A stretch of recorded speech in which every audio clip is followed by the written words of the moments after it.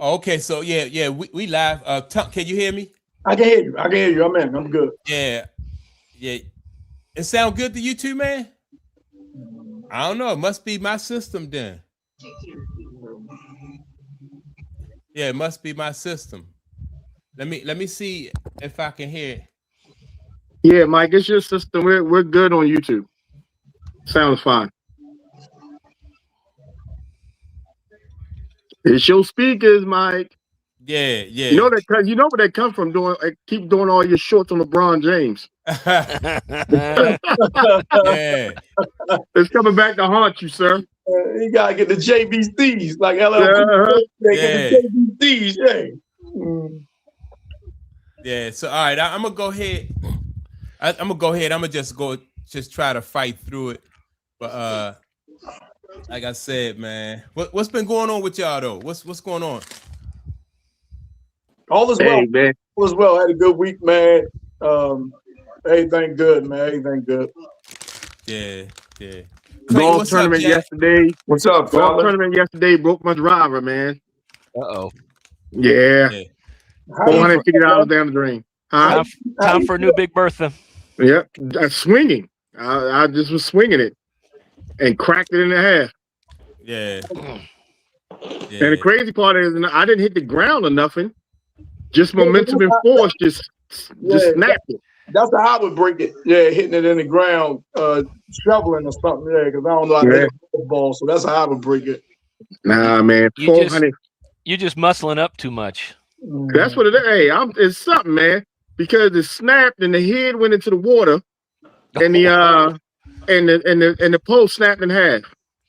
The shaft snapped in half. So I lost both of them. What course you was on, man? What course you was on? We were playing Green Pond Ridge, out in Westminster, Deep Westminster. The Phi Beta Sigma fraternity was the annual golf tournament was yesterday. Okay. So that sounds good. They had it's the 25th year they had it. With over 200 golfers this year. Wow. Yep. Wow. Okay. So the only thing I don't like about it when you play like that many golfers is best ball. So you run with you run with 4 people, and the person that got the best shot, that's where everybody drops at for the next shot. Oh, okay. Okay. And it's only one score per 4-man team. Only one score. Okay. So needless to say, it was a lot of alcohol going at that point.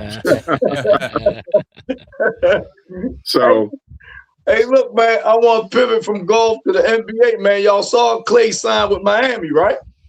Yeah.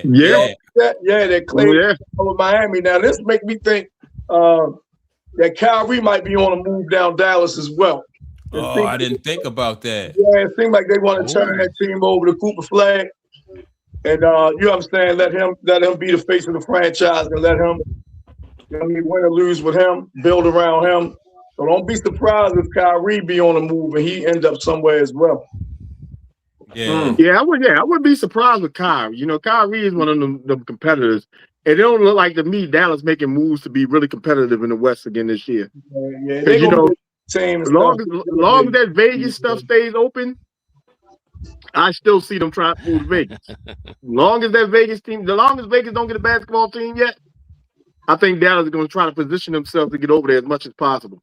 Right. Yeah. I'm with that, man. And what y'all think about the move? What y'all think about Miami since they made the move? What y'all think about that? Did that put them in the thick of things? I know Klay ain't what he used to be, but but with Giannis, man, that's starting to stack up. Yeah. Yeah, I think Klay can still, he can still shoot. Right. He probably can't defend like he used to, but he can shoot. But he ain't got to draw the perimeter best defender no more. You know, they still got Wiggins down there. Mm-hmm. You know what I'm saying? So he could be the defense on the perimeter. You know what I'm saying? But you ain't really relying on Klay, to strap up defensively. He ain't been the same since that knee injury anyway, defensively. But it's gonna be interesting, man, with Giannis and Bam up front. Yeah, man, it's gonna be interesting, man. Did Klay come off the bench last year? Yeah, okay. He did. Yeah, he did. Yeah. But, I don't know if he's gonna come off the bench in Miami or not. You know what I'm saying? It depends on how he is physically, I'm assuming.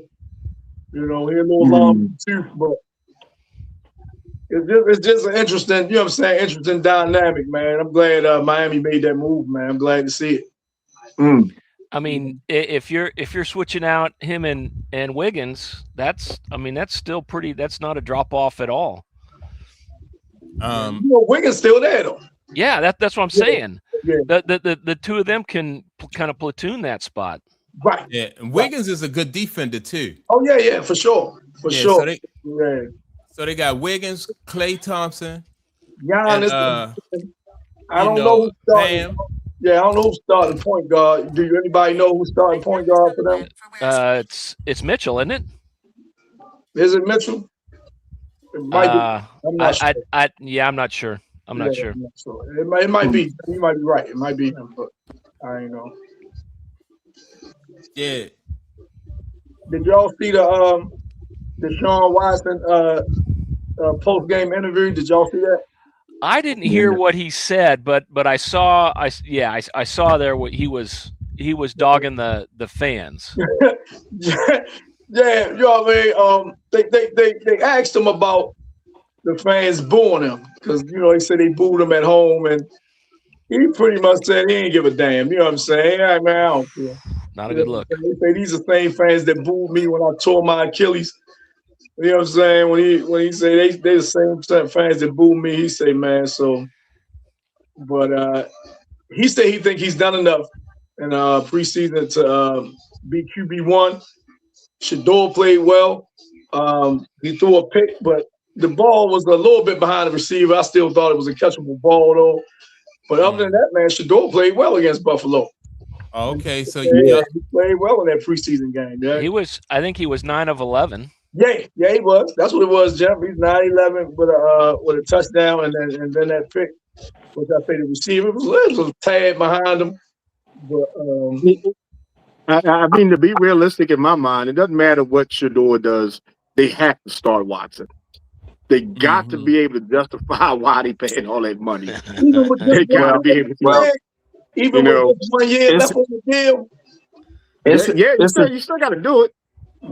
It's a chance they might eat that money now, especially the way the crowd reacted to him and stuff. But what I don't understand is how you can determine how good somebody is or who's winning the battle when, and this goes for both quarterbacks, by the time they get into the game, they playing with second-tier people, offensive linemen and everything. So now all that's determining how well you're doing and how much you're sitting in the pocket, delivering the ball and stuff like that. So to me, I don't even understand how you can determine it like that, you know? I think a lot of it, Clayton, is, in camp and in practice, how you. That's where you determine it. Yeah. Well, right. No, but let me bounce on that for a little bit, because a lot of times for a quarterback, it's not about actually, how it turns out, but it's the decision making that determines a lot of the things that goes on with a quarterback. So if you go through your progressions and find the wide open receiver, no matter who he is, you know what I'm saying? That's a mindset type of situation. But you can't if you ain't got no time to do it, is what I'm saying. Yeah, but that's all comes into. And I think they got to base. I think they got to base it on how both of them played with the ones, as opposed to looking at each game and saying, well, Shador had a better game this time and Watson didn't. And like the first game, Watson played pretty good and Shador. You can't determine it like that. You have to look at how they both perform with the ones. Right. And let me push back on that a little bit too, because when I was playing quarterback in high school and college, it wasn't, let me tell you, it wasn't all about how good I did with, it wasn't about how good I did with the ones, because the ones, you have your best players. It was all determined about how well I did with the weaker players. If I can elevate and bring them back, if I can score a touchdown with weaker players, then I shouldn't have an issue scoring touchdown with our high-end players. So sometimes it's not all about who you playing with, but it's about how you making the people that you play with better in your decision-making. Let me ask you a question. How can you do that if you don't have no time at all to process? Well, see, that's the whole key. You're not gonna, even with ones, you may not have time to process. The point is they want to see what you do in that position. Yeah. So let's say you don't have time to process. You got 3 seconds. You got to either run, you got to make that quick pass, or you got to fall on the ball and take the sack. They want to see, as a coach, I want to see what your decision is going to be. I want to see what you want to do, because if you get into the NFL, just because you do one-on-one, I mean, one versus ones, defense versus offense, that don't still mean that you're going to make the right decisions as the quarterback. You know what I'm saying? Because if you don't, like you said, if you don't have time, you only got 3 decisions. Get the ball out quick, run, or take the sack. Now, as a coach, which one are you going to do in that particular time and position? So that's why, even playing with the 1s and 2s, sometimes I'd rather play with the 3s because it showed my skills. If I can take the 3s and go down and get a touchdown on the 1s, that shows that I'm a good quarterback, right? I'm making good decisions. Now, let me ask y'all this. Do it matter? Like, all right, so if the quarterback is in there with the second guys, right, the second string guys, do it matter like what the defense is? You know what I mean? Like the defense also might be 2s, or do it matter if the defense 1s? I think so, but here's another component to the decision making, right? I mean, and what you guys are saying all makes sense, but the coaching staff has to be looking at what does the offense look like with Shedeur versus Gabriel versus Deshaun, right? Because Deshaun's skill set and what the offense looks like is going to be completely different than what the offense is, what they're going to game plan and do with Shedeur. I mean, it comes down to, hey, what do we want our offense to look like, and which player gives us the better chance to fulfill our offensive philosophy.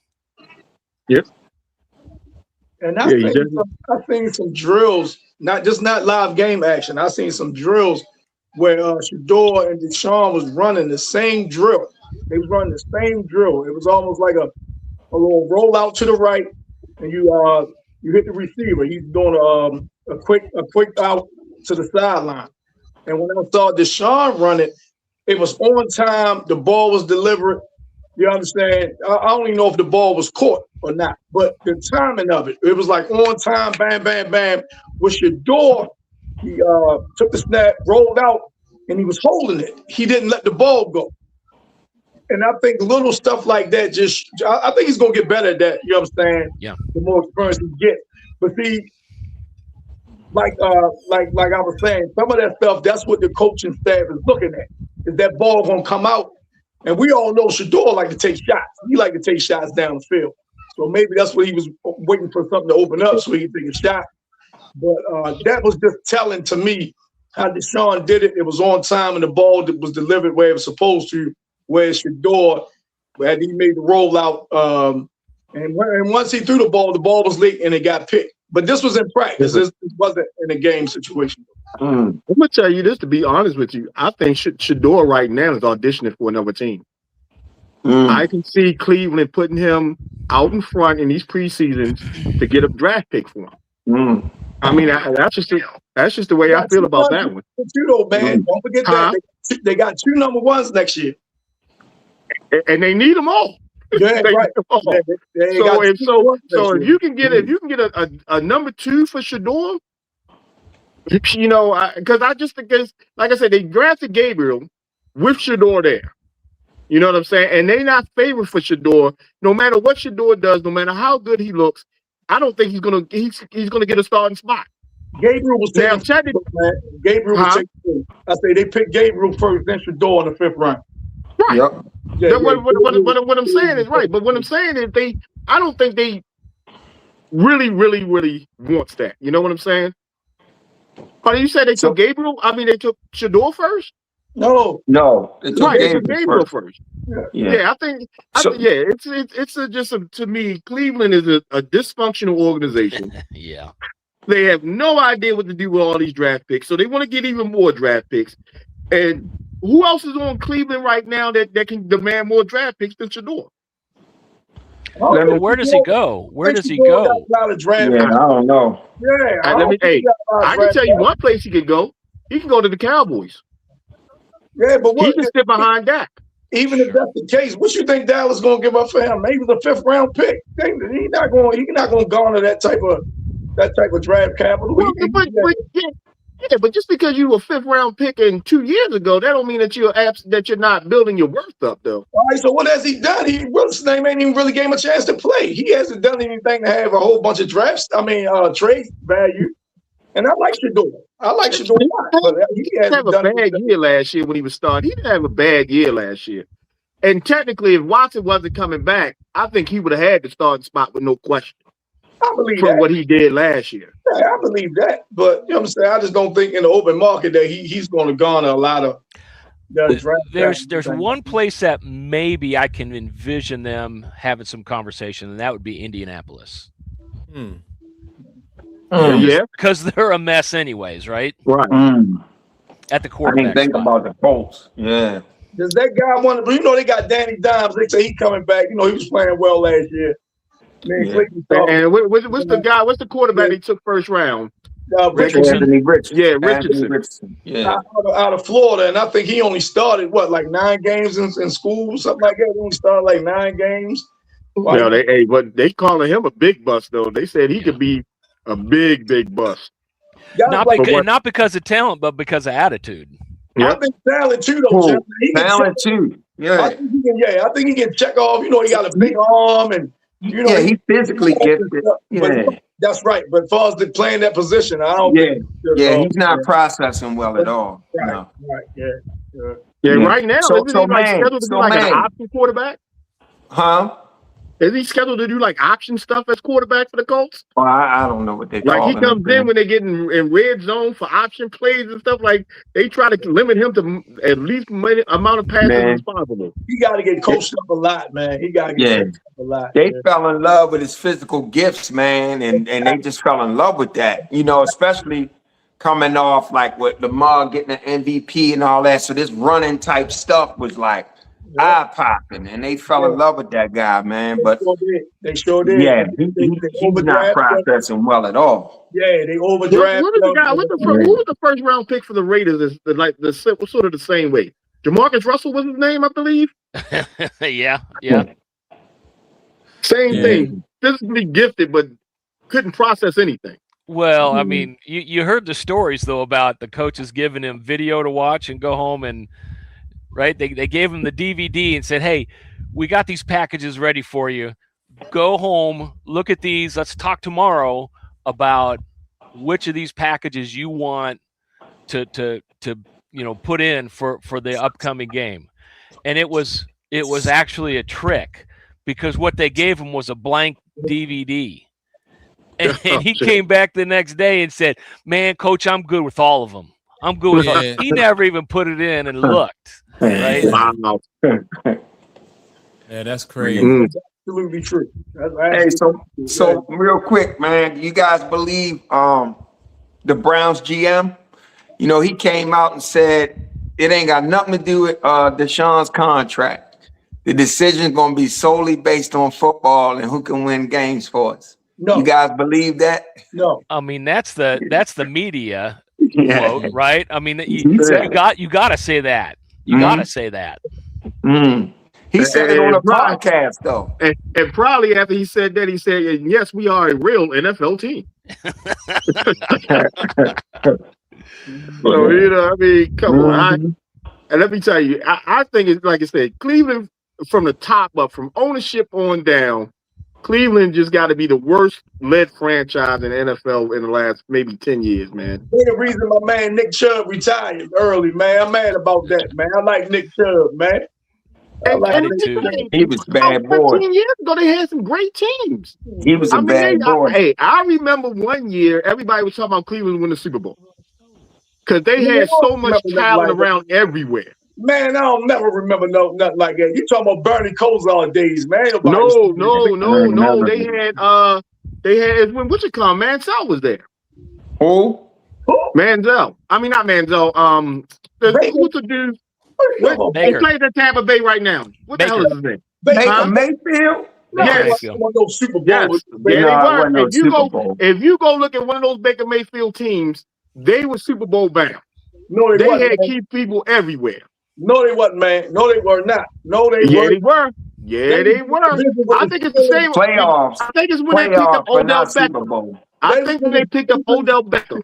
Was Steelers and the Ravens. Wasn't nobody talking no Cleveland going no Super Bowl. Yo, I'm No, but swear to you. At one point, you, babe. one point, so when Baker and them got to the playoffs and beat Pittsburgh, right, that next year was expectations on them, not Super Bowl expectations, but maybe to win the division or to contend for the division and stuff like that. Yeah, but yeah. Because I think they won the division, didn't they? No. No. They ain't won no division. No. Hold it. Let me look it up. I don't know who won the division that year. They ain't won no division. No, they ain't won. Who won it? Did the Ravens win it?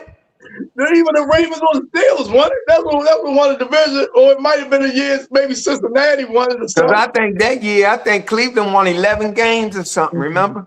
And it was still 16 games. Like I say, maybe it was the year since he won it. I don't know. It might have been the year since he won it. I don't know. Since he won it. But speaking of Baker Mayfield, man, you know, he cut off negotiations because he won I think they only offered him like a 2-year deal. He won at least a 4-year deal. So he's supposed to cut off negotiations with Tampa. So that's telling me Tampa really don't believe in him. Well, how old is Baker? And he getting a little. How old is he? He came in the same year as Lamar.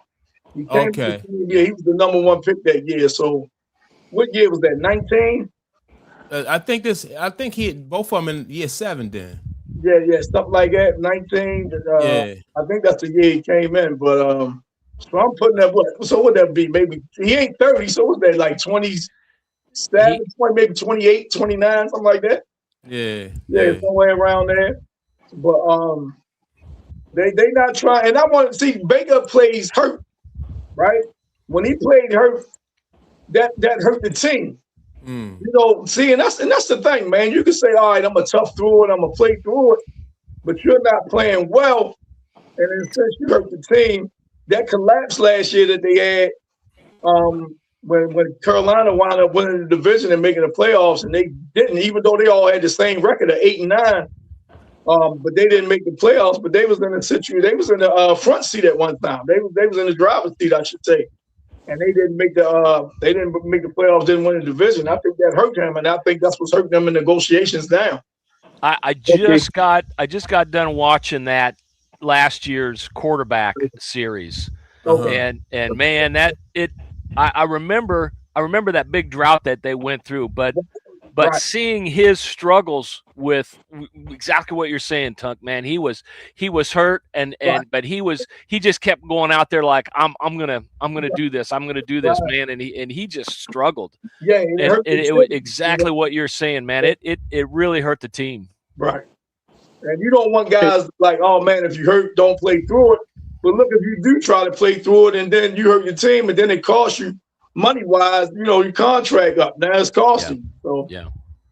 I'm not a big Baker fan, man. I'm not a big fan of his. To me, at some point, he's going to throw you in a crucial moment. He's going to throw you a couple of interceptions in big games. He's going to do that. And I think that's another thing, too. Looking down the road, it's like you got these quarterbacks coming out, you know, the next draft or so. It's like, do we really want to tie our horse to this guy for a long time? That's right. I don't know if teams really want to do that with Baker. Plus his size, he ain't really that big, you know. Well, let me ask y'all this. Like, what is the alternative though, right? So you know what you have in Baker, you know what you have, right? But then, like when you look around like the league and you look at quarterbacks, Baker's a lot better than most. You know, I mean, a lot of the quarterbacks in the league. So, you know, that's why I say, you know, what you have. And if he's not that, then you move off from him, right? That's what I think they're gonna do. But that's why I'm about to say, Mike. That's why they don't want to tie him up long term. Yeah, I mean that's why they offered him a 2-year deal. They don't want to go. They don't want to go long term. They don't want long term. You know, and I think he middle of the pack, Mike. I agree with you that he ain't at the bottom half. You know, I think he's middle of the pack quarterback. Yeah, and I think you can win some games with him, like Klay said. But some you just waiting on him to, you know what I mean, make a crucial mistake sometimes. You know what I mean? You know it's coming. And I like him. I'm not necessarily a fan, but I like how he plays the game. I like how he go at it and stuff like that. Yeah, competitive. Yeah. Right. That's what I'm saying. And his confidence sometimes get him in trouble. Oh, He's yeah. so confident and so cocky. Yes. And he tries to throw that ball in there at times and stuff like that. He ain't afraid. And to me, it comes back to bite him sometimes. He can have a long career, but he's really close to dropping into a backup role. See, to me, the neatest thing about Baker Mayfield is this: if Tampa doesn't sign him, who do they get to replace him? Baker Mayfield always puts himself into a spot where it's though, okay, you let me go, but then who are you going to bring in to take my place? Right. He always has his teams in that draft position where you're not going to get a good quarterback because you're not going to be in the top 10. You're usually going to be right in the middle of the draft every single year. Yeah. So he puts himself in position like, hey, all right, you can let me go, but who you going to get that's better than me? Right. I mean, I don't think Baker's is consciously kind of doing that, but you're right. He's kind of fallen into that groove. He was done. He was done when he got let go from Cleveland, and where did he go to the Carolina? And his starting role was everyone buried him, and he had that one chance when he went out to the Rams.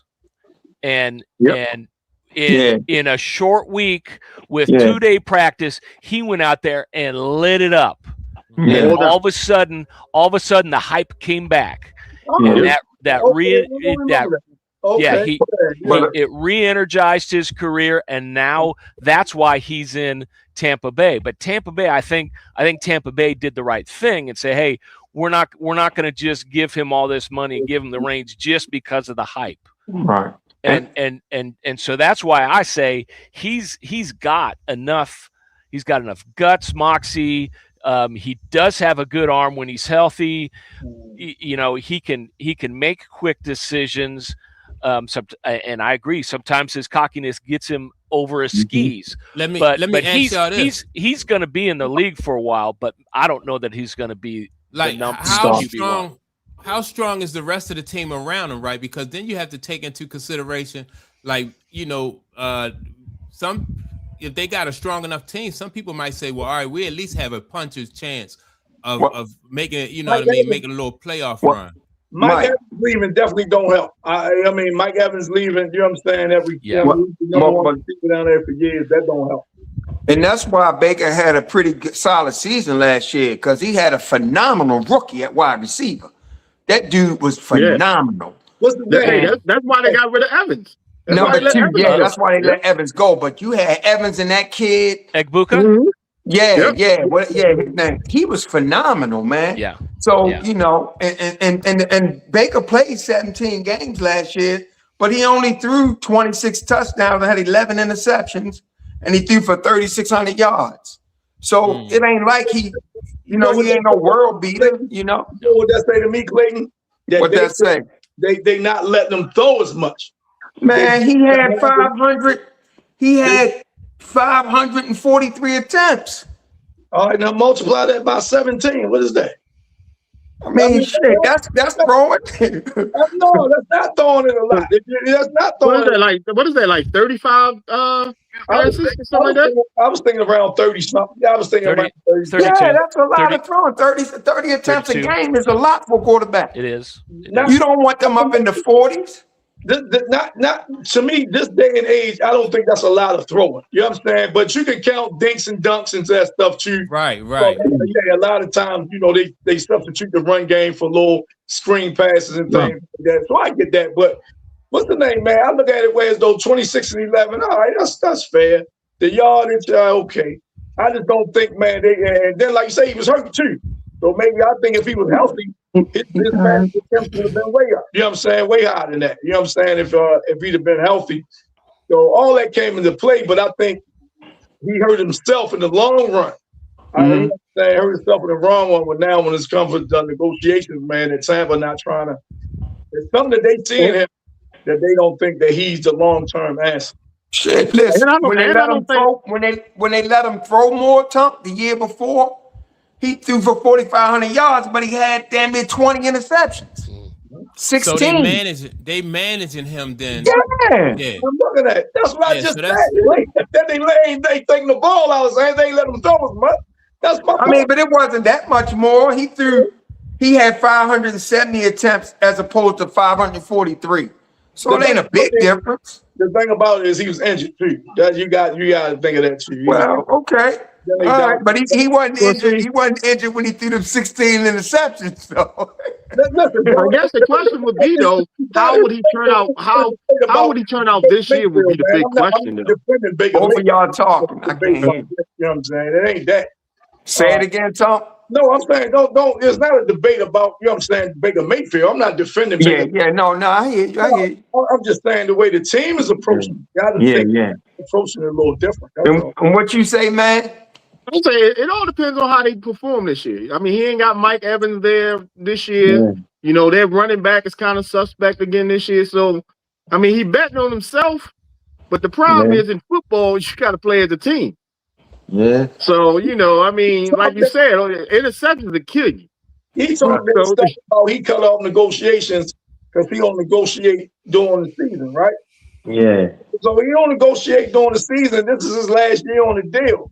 But I bet you if he come to the table with a number he wants to hear, he'll take it. Oh, yeah.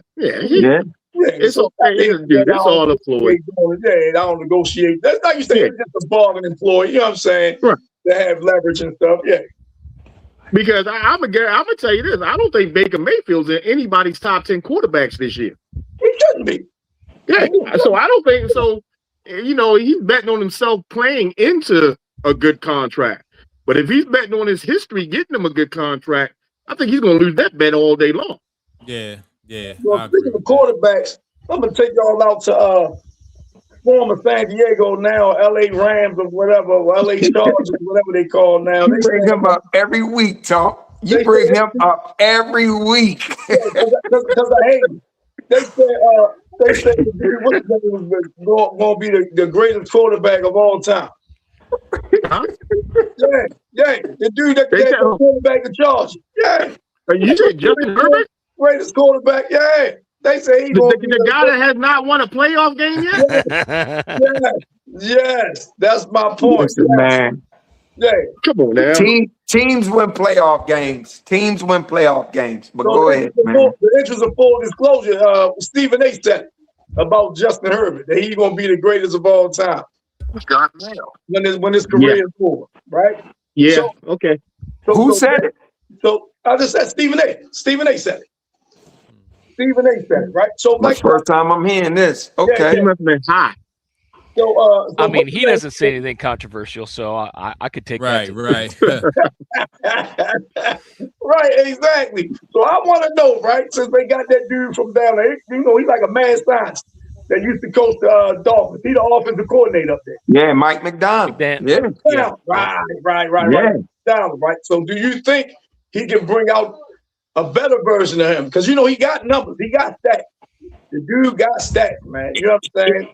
So it ain't even about bringing out a better version. It's going to be getting more production. If this dude can get production out of Tua, he can get production out of this offense in Los Angeles. They don't have the same speed as Miami had, but I'm sure this guy can get some production out of that.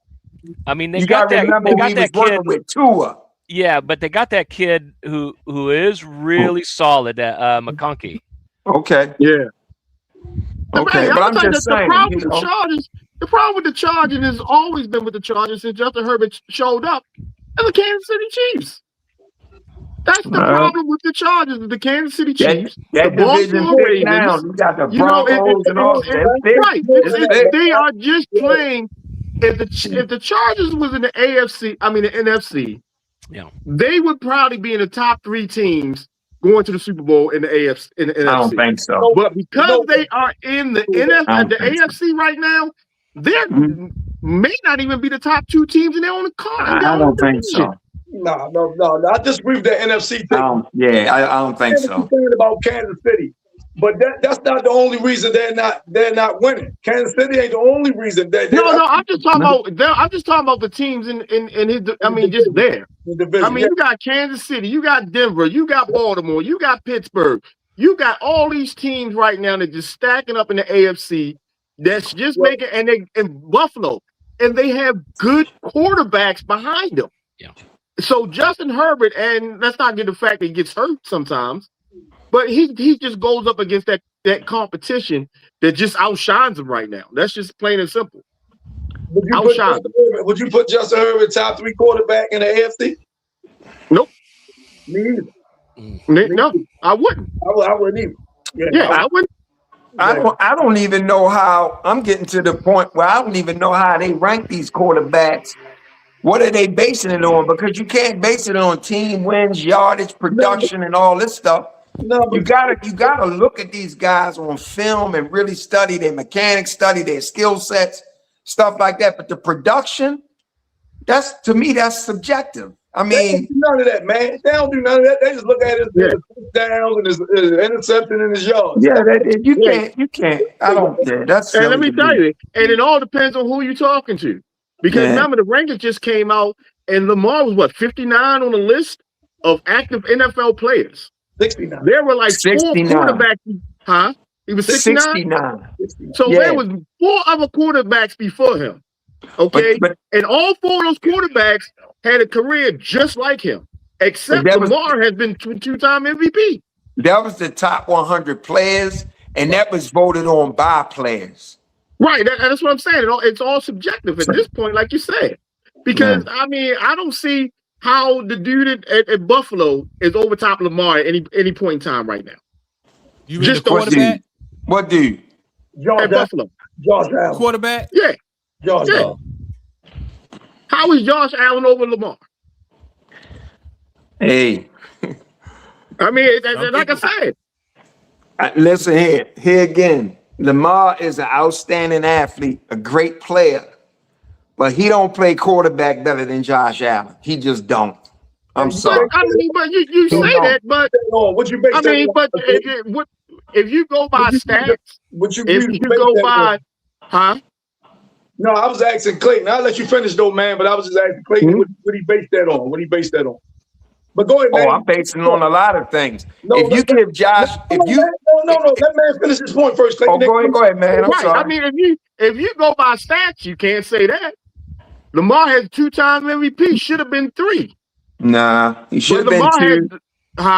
It should have been 2. The one he got was the second one he got. He wasn't MVP. It was pedestrian. So technically, the one he didn't get. He got the 2 because that second one he got, his numbers was pedestrian. He wasn't the best quarterback. He wasn't the best. He wasn't the MVP that year. The Ravens was the #1 team and they gave it to him, but his numbers was pedestrian. Now the next year he had great numbers. Listen, they don't give you the MVP. You got to put up the numbers to get the MVP. Nobody just say, "Hey, I'm going to get you." But no, they gave it. Here it is. The quarterback position is the only thing that gets the MVP. Lamar Jackson had 24 touchdowns that season. He didn't throw for 4,000 yards. The Ravens was the #1 team. He was the quarterback, so he won the MVP. How much rushing yards did he have? We can't get all of that. Listen, the year Josh Allen won the MVP, he had no Pro Bowlers but 1 on his team. Lamar had a 40-some touchdown, 4,000 yards, but that team was loaded with all-stars. Derrick Henry had 1,800 yards. All these things open the field up, and it helps Lamar get his production. Josh was doing it damn near just solo. And they had a better record. So that's why Josh won it. He was the MVP that year. And I want to weigh in on that because here's how because I've talked about it a little bit because I'm building my prediction model, right? We talked a little bit about that. And one of the things that I'm using in that is a stat called ELO, which is actually based off of this guy who was a physicist and a chess master. He came up with this ranking system, right? And they've applied that ranking system to NFL players and lots of different sports. The point is this: the way it works is they create this ranking based off of how a player will do against the average. And Josh Allen is head and shoulders above everyone else in the ELO. That's just one metric. It's one perspective. It's not the end all be all, but where I think where I would look at it as, hey, how does this guy work against the average? Josh Allen is number one. Now, Tom, you asked me a question about what am I basing it on, right? To me, it's one simple thing. Lamar Jackson and the Ravens, they face loaded boxes. The wide receivers have one-on-one on the outside, and they struggle to take advantage of that. You give Josh Allen that, he will kill you. You give most of the quarterbacks, the top-ranked quarterbacks, they will kill you. The Ravens should be getting layups out there, and they never do. And also, Lamar don't play on schedule like some of the other quarterbacks. Lamar is phenomenal. He runs around and makes plays. He's an incredible playmaker. But I'm talking about in terms of just playing quarterback, loaded box, you're supposed to be killing them on the outside all day, making them come up out of that. First of all, the Ravens has no wide receivers. What are you talking about? Come on, man. Let's kill that wide receiver shit. That's bullshit. When you got, listen, man, when you got one-on-one on the outside. Name one. Every year it's the same thing. We've been saying because they haven't had a wide receiver. They didn't draft more first-round wide receivers under Lamar's reign than they did under Flacco. Again, I'm asking a simple question. I'm asking a simple question. Do you ever think that those wide receivers aren't looking good because Lamar ain't taking advantage of the one-on-one on the outside? I need you to answer the question. Name a wide receiver on the Ravens that's a Pro Bowler. Zay Flowers. Zay Flowers went to the Pro Bowl. Zay Flowers, and Zay Flowers went to the Pro Bowl. Huh? Zay Flowers went to the Pro Bowl. But what you don't understand is, but man, this is what you don't understand. They're not making the Pro Bowl because Lamar is not taking advantage of what's there for them. Okay. He don't throw up 50-50 balls. He don't kill them on the outside. It ain't just the receivers. But you just said that the only reason Lamar is looking good because they got a stacked team. That's not what I said. What I said was they had Pro Bowlers on that team. And you had Derrick Henry. You had Derrick Henry in the backfield, rushed for almost 2,000 yards. Okay. And then you also had great tight end play and stuff like that. So Lamar Jackson is opening up for him with his legs and his ability to ad-lib. He had a great year. But I'm not saying that these wide receivers are trash. I don't think they're trash. I think they're not taking advantage of what's there. Listen, I understand your argument with that, but to say Josh Allen has nobody is ridiculous. They both playing with what's given to them. They both have like Lamar had a running back, not an issue. Okay, but Henry just got there 3 years ago. Lamar had won an MVP before he got there. I digress. It's just my opinion. To me, Josh is a better quarterback playing the position. He's not a better athlete. Let me ask y'all this because now are people judging him because of their different playing styles? Like, all right, so with Lamar, you defend him differently than you defend Josh Allen, right? But so when you critique Lamar's game, that way you can't look at what Lamar do different than Josh. You know what I mean? So like if you stack the box against Lamar, right? And then so when you turn around and say, well, all right, that's how we defend Lamar. But with Josh, you can't stack the box. You got to play him like more honest, or you present a defense that challenge his skill set, right? So then what does it come down to then? You know what I mean? Because Josh Allen, he is susceptible to turning the ball over in crucial situations too. Not really. Last year he did, but not really. All the time. Yeah. All the time. He doesn't when it's crucial time. Other than that, he turnover prone. Yeah. No, Tom. That's not true. That is absolutely true. He had That is not true. That is not true. The ball over a lot. The other years, and it's when he turned the ball over too. It's always crucial situation. No, that's not true. That is absolutely true. Early in his career, but he cleaned that up. He cleaned it up this season, maybe two. But he always he didn't clean it up last year. He didn't clean it up last year. Right.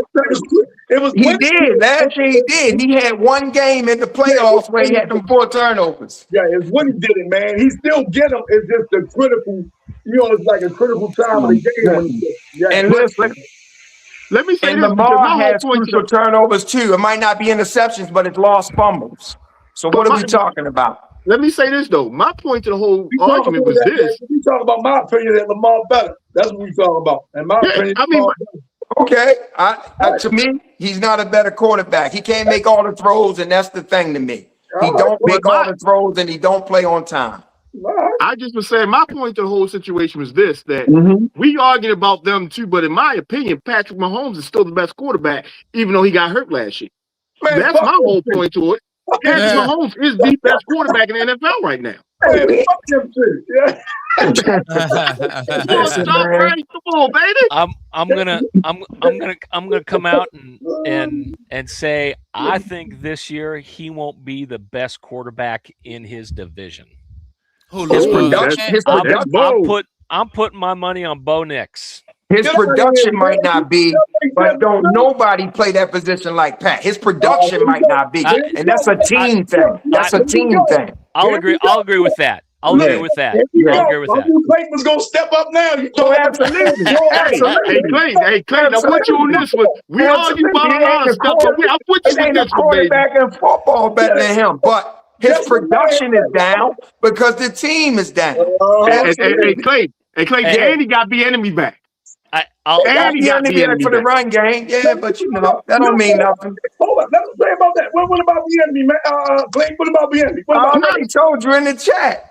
That's for that good cop, bad cop thing. Listen, the enemy don't call the plays. I don't care what you say. He don't call the plays. It's that simple.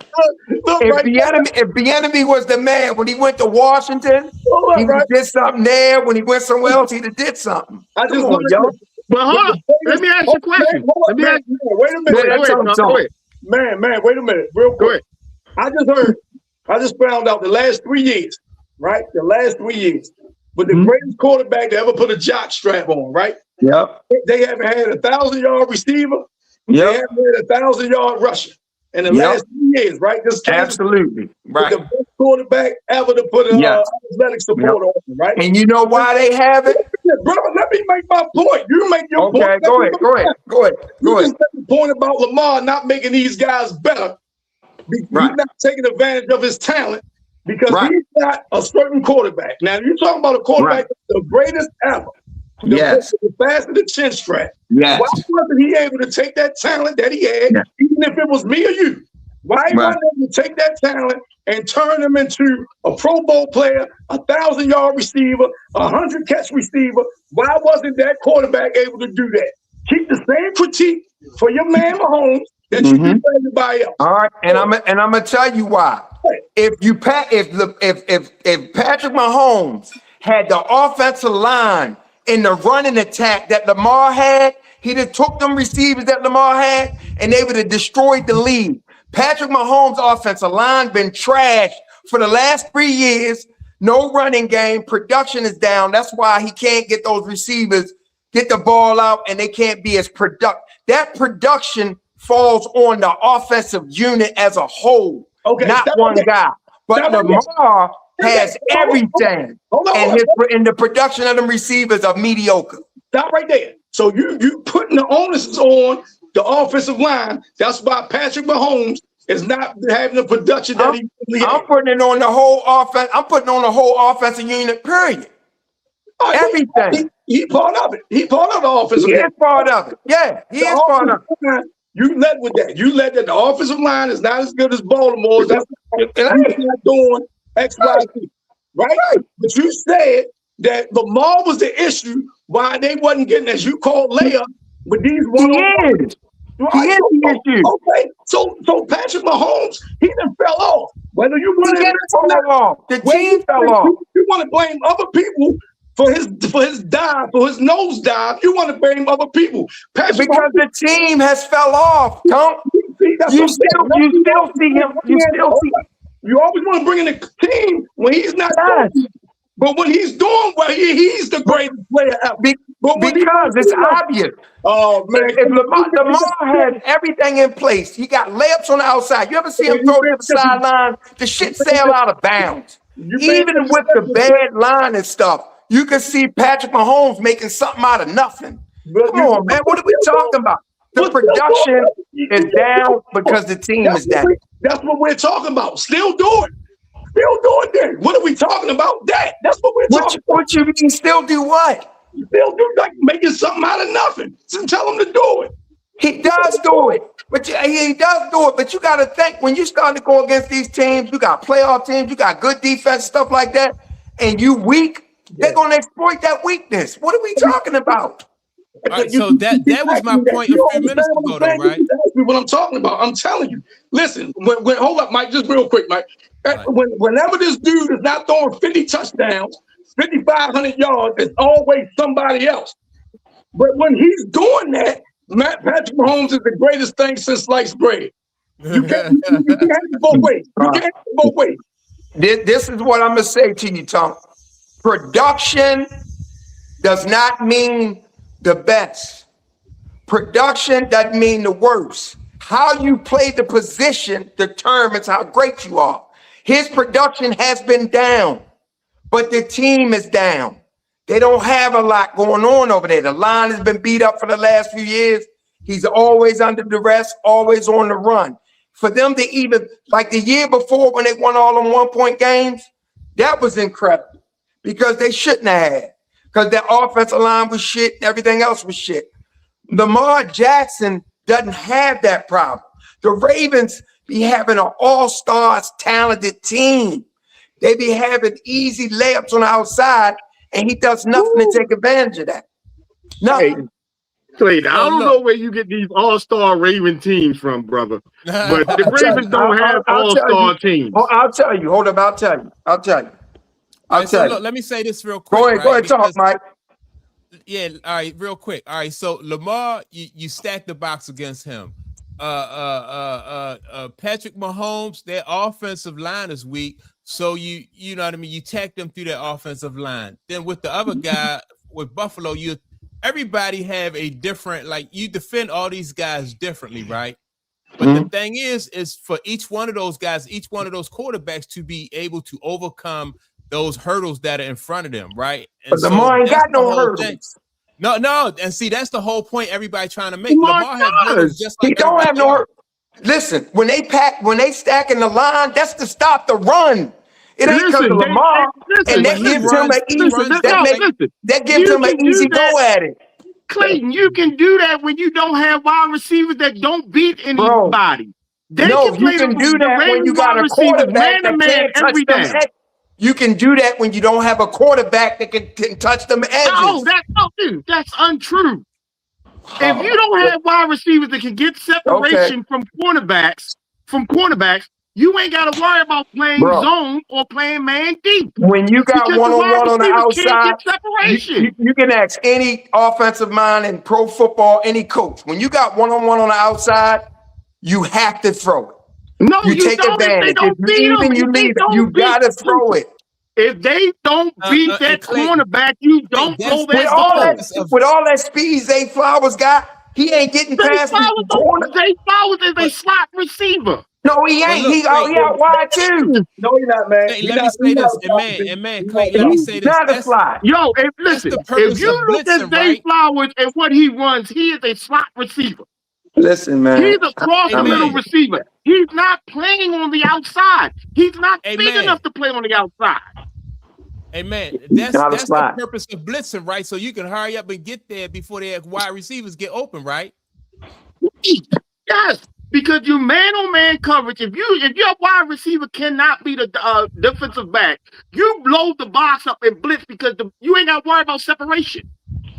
That's why good corners are so important to a defense. They stack. Listen, Mike, when they go all out blitz on Lamar, that's another area weekend. Most great quarterbacks, when you blitz them, you leaving yourself vulnerable on the back end, and they take advantage of it. That's another thing that Lamar's weak at. Let me make a point. All right. Pretty much on the show will agree that Coach Andy Reid is one of the top 2 or 3 play callers in the league, right? Mm-hmm. Oh yeah, maybe of all time. Yeah, maybe. That's right, maybe, right? So but Klay was saying that Lamar don't have weakness, right? Why wouldn't you say his play calling, his coaching would be a weakness? Because you can see the production that it ain't. That when they bring in new coordinators, every time they had a new offensive coordinator, Lamar won MVP. Also, his numbers spike because they're taking the talent what's there and they're using the talent for what it's meant for. They're getting them in good positions and they're getting great production. The play calling is there. The problem is they cannot take advantage on the outside. This is why when they get in the playoffs, they always get bumped because teams start playing them, giving them the outside, and they know eventually Lamar's gonna hold on the ball too long. He's gonna scramble around and stuff like that. He ain't gonna just take advantage of that stuff on the outside. He's just not. Ask you this, Clayton. Let me ask you this. So with Patrick Mahomes, with him having that the offensive line that's weak, right? So how do he attack? You know what I mean? How do he defeat that? You know what I mean? How do he get around that? You see him doing it. He'd be scrambling, he'd be running around, stuff like he's under duress. So he's constantly trying to make something out of nothing. But it's not very successful. You might get a few games where you're able to do it, but for the most part, your team is not going to survive. And that's what you've been witnessing with Kansas City. You can't listen. It's 11 men out there for a reason. One man just can't overcome that. My whole point is one man get all the credit when it goes well. That's all. I'm not giving them all the credit, but what I'm saying to you is, I'm not giving them all the credit. What I always say, if you guys listen to me, what I always say is, I've never seen a guy play that position like him. I don't give him all the credit for Kansas City winning titles. Let me ask y'all this. It's always a team thing. Let me ask y'all this. Let me ask y'all, since he the best thing since sliced bread, right? Tom Brady was in the league for like like almost 20 years, right? Or around 20. Yeah. So Tom Brady was in a situation throughout his career where he didn't have great wide receivers. That's not true. Well, wait a minute. At points in time, I'm not saying every time, but at points in time, Tom Brady didn't have the best wide receiver. At points in time, they complained about Tom Brady having a weak offensive line. At points in time, never that. Whoa. That's false. At points in time, they complained about Tom Brady not having a strong running game behind him, right? So, never that either. But never that either. With that being said, I remember before Corey Dillon got there, they complained about that, right? Listen. So my thing is, like the quarterback, everybody is. So whatever the weakness is and the chinks in the team's armor, it's the coaches and the teams. They need to be able to overcome those in order for them to be successful. Those New England teams had balance. They had running, they had catching, they had guys that blocked. People did their job, and they were balanced. Every year they were balanced. Every year, Tom Brady went 10 years without a ring. But that don't mean they wasn't balanced. That don't mean they wasn't balanced. He went 10 years not winning the Super Bowl, but he ain't go 10 years not making the playoffs. They had chinks in their armors. They had chinks in their armor every year. Listen, man. Sometimes you had teams that rose up and played like the year the Ravens beat them. The Ravens knocked them out. They were still a balanced team. The Ravens just was better. They wanted it more.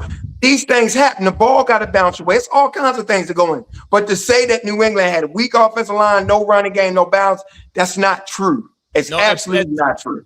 So you telling me throughout Tom Brady's 20-year career, he always had great wide receivers? Yes. Yes, they And might not have been. All right. Yes, Wait a minute. yes. You know what made them? You know what made them great? Because they was consistent. That's what made them great. You know what, man? But we all, Clay, you being disingenuous, brother, to try to make a point. You being I'm not. disingenuous to try to make a point. There's no way Tom Brady had great receivers every year. He was that's not even that's not even a debate. That's not even up for Bro. man. Don't everyone knows that's not the case. Everybody knows it's not the case, Clay. You just Listen, man. you trying to make your point, so you're going to say that. But we all know. Okay, you tell me, Tom. You tell me what makes a person great. What makes a person great? Yeah, what makes a player great? Being able to elevate your team with subpar talent, and that's what Tom Brady did better than what Patrick Mahomes did. No, I want to know. I want to know what makes a wide receiver great, Tom. What makes a wide receiver great? Yes. We talking about quarterback though. No, he said I'm being disingenuous because he ain't always have great wide receivers. Right. Tell me what makes a wide receiver great.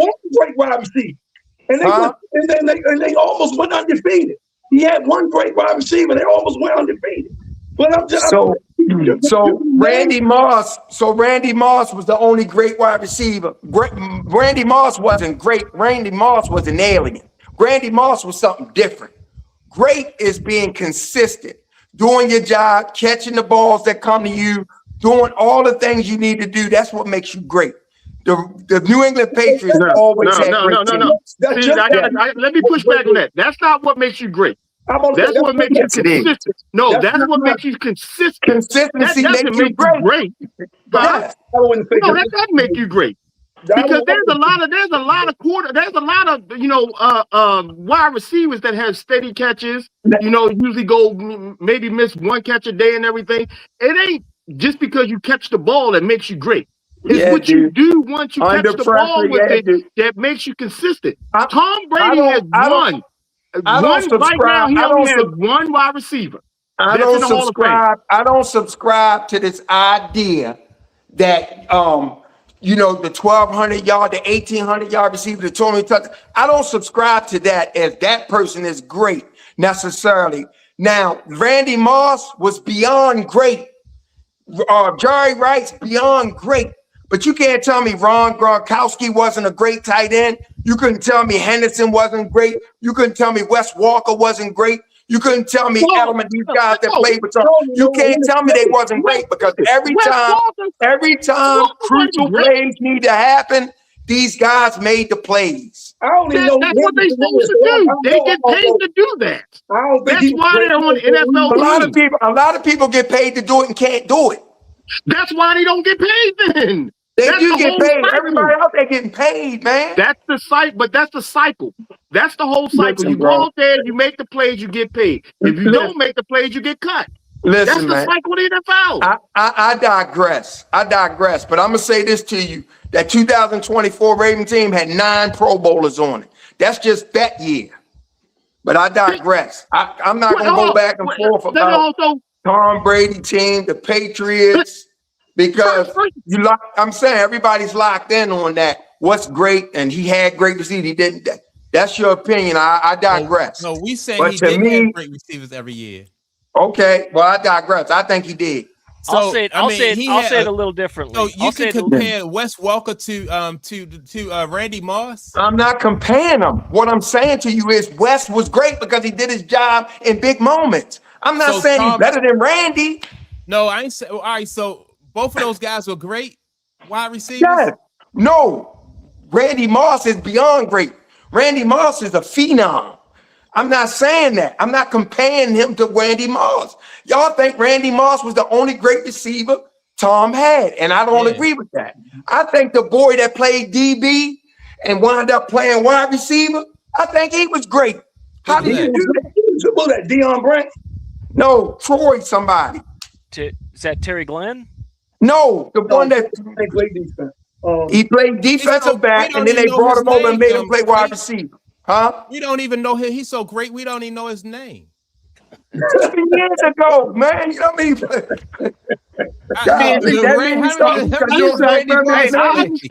I understand what we're talking about. Far as each one of us has our own opinions about what Tom Brady played with. Okay, I understand that.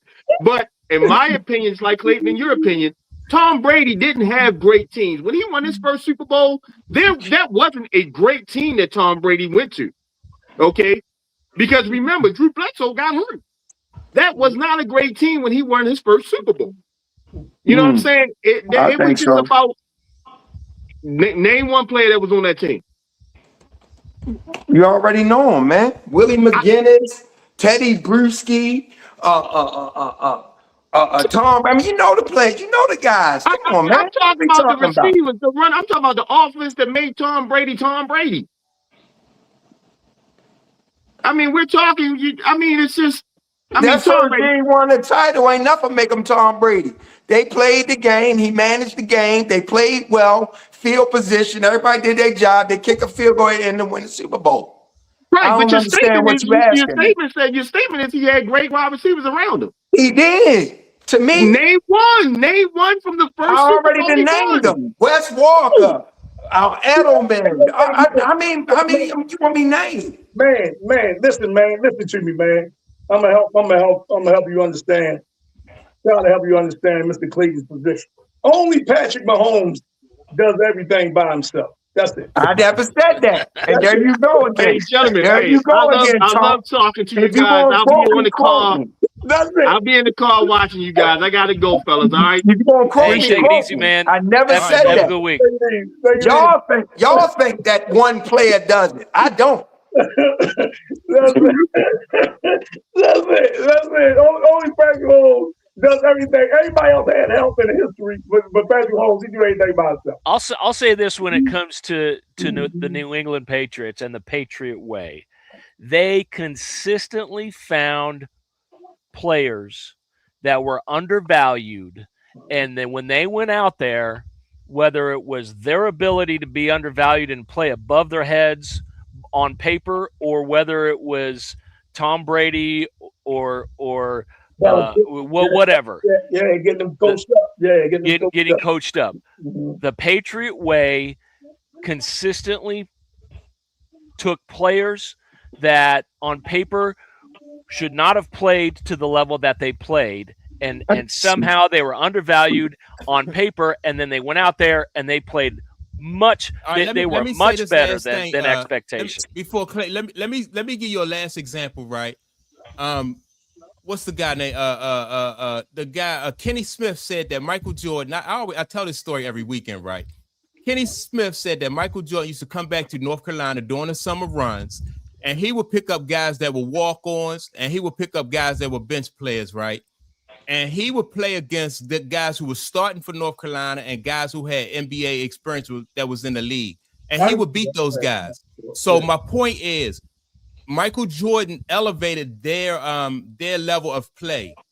That's what I'm saying about Tom Brady. So if Tom Brady had Julian Edelman and he had those guys, Wes Walker and all them, like, I don't know that Lamar or Patrick Mahomes or the guy in Buffalo, I don't know that those guys will elevate them, right? And so teams have weaknesses. Every year, whatever football team we name, they're gonna have a chink in their armor. They're gonna have a weakness, and their counterparts are going to try to attack those weaknesses. It's the team and the coaches, their job to overcome those weaknesses, basically. Okay. Now, if you put Patrick Mahomes on the New England Patriots behind that team, and them guys can catch the ball, they would have had production.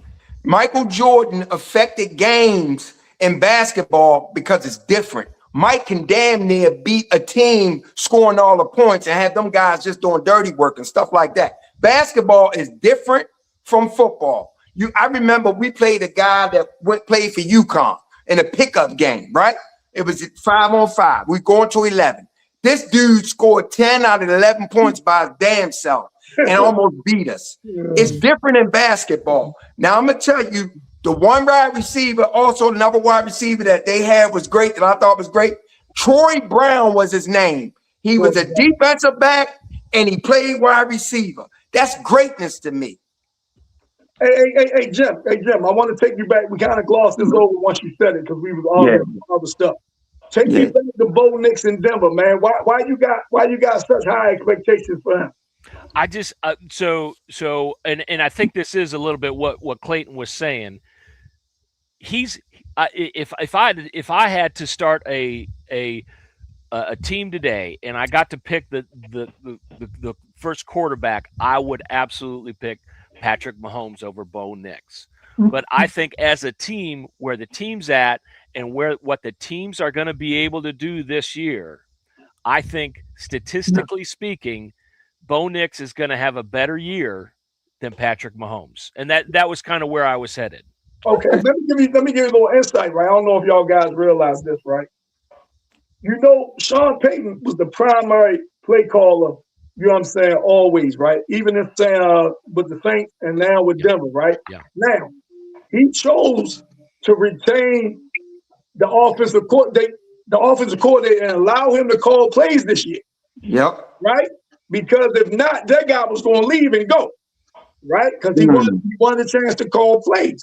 Payton, they kept him. I don't know how much of a raise he got or anything like that, but this guy's, you know what I mean, he's calling the plays this year. Yeah. You think it's going to be a time throughout the season or during the season where Sean Payton might take over? Maybe things might not be going, you know, how he wants, and he might strip them. I'm not saying for the entire season, but like, come in, no, the rest of the game is mine. And if that does happen, do you think it'll be like a fracture? Do you think it'll be a fracture of some, you know what I mean, some degree?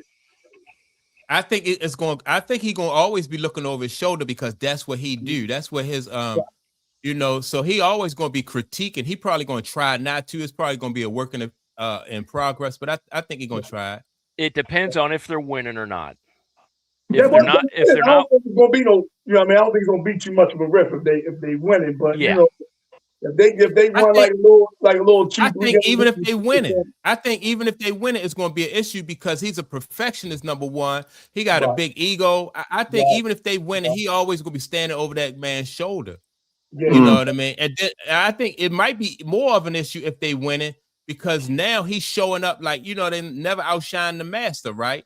And so now that causes an issue when you outshine the master. So I think I think the guy maybe should take his chances like where else and shine.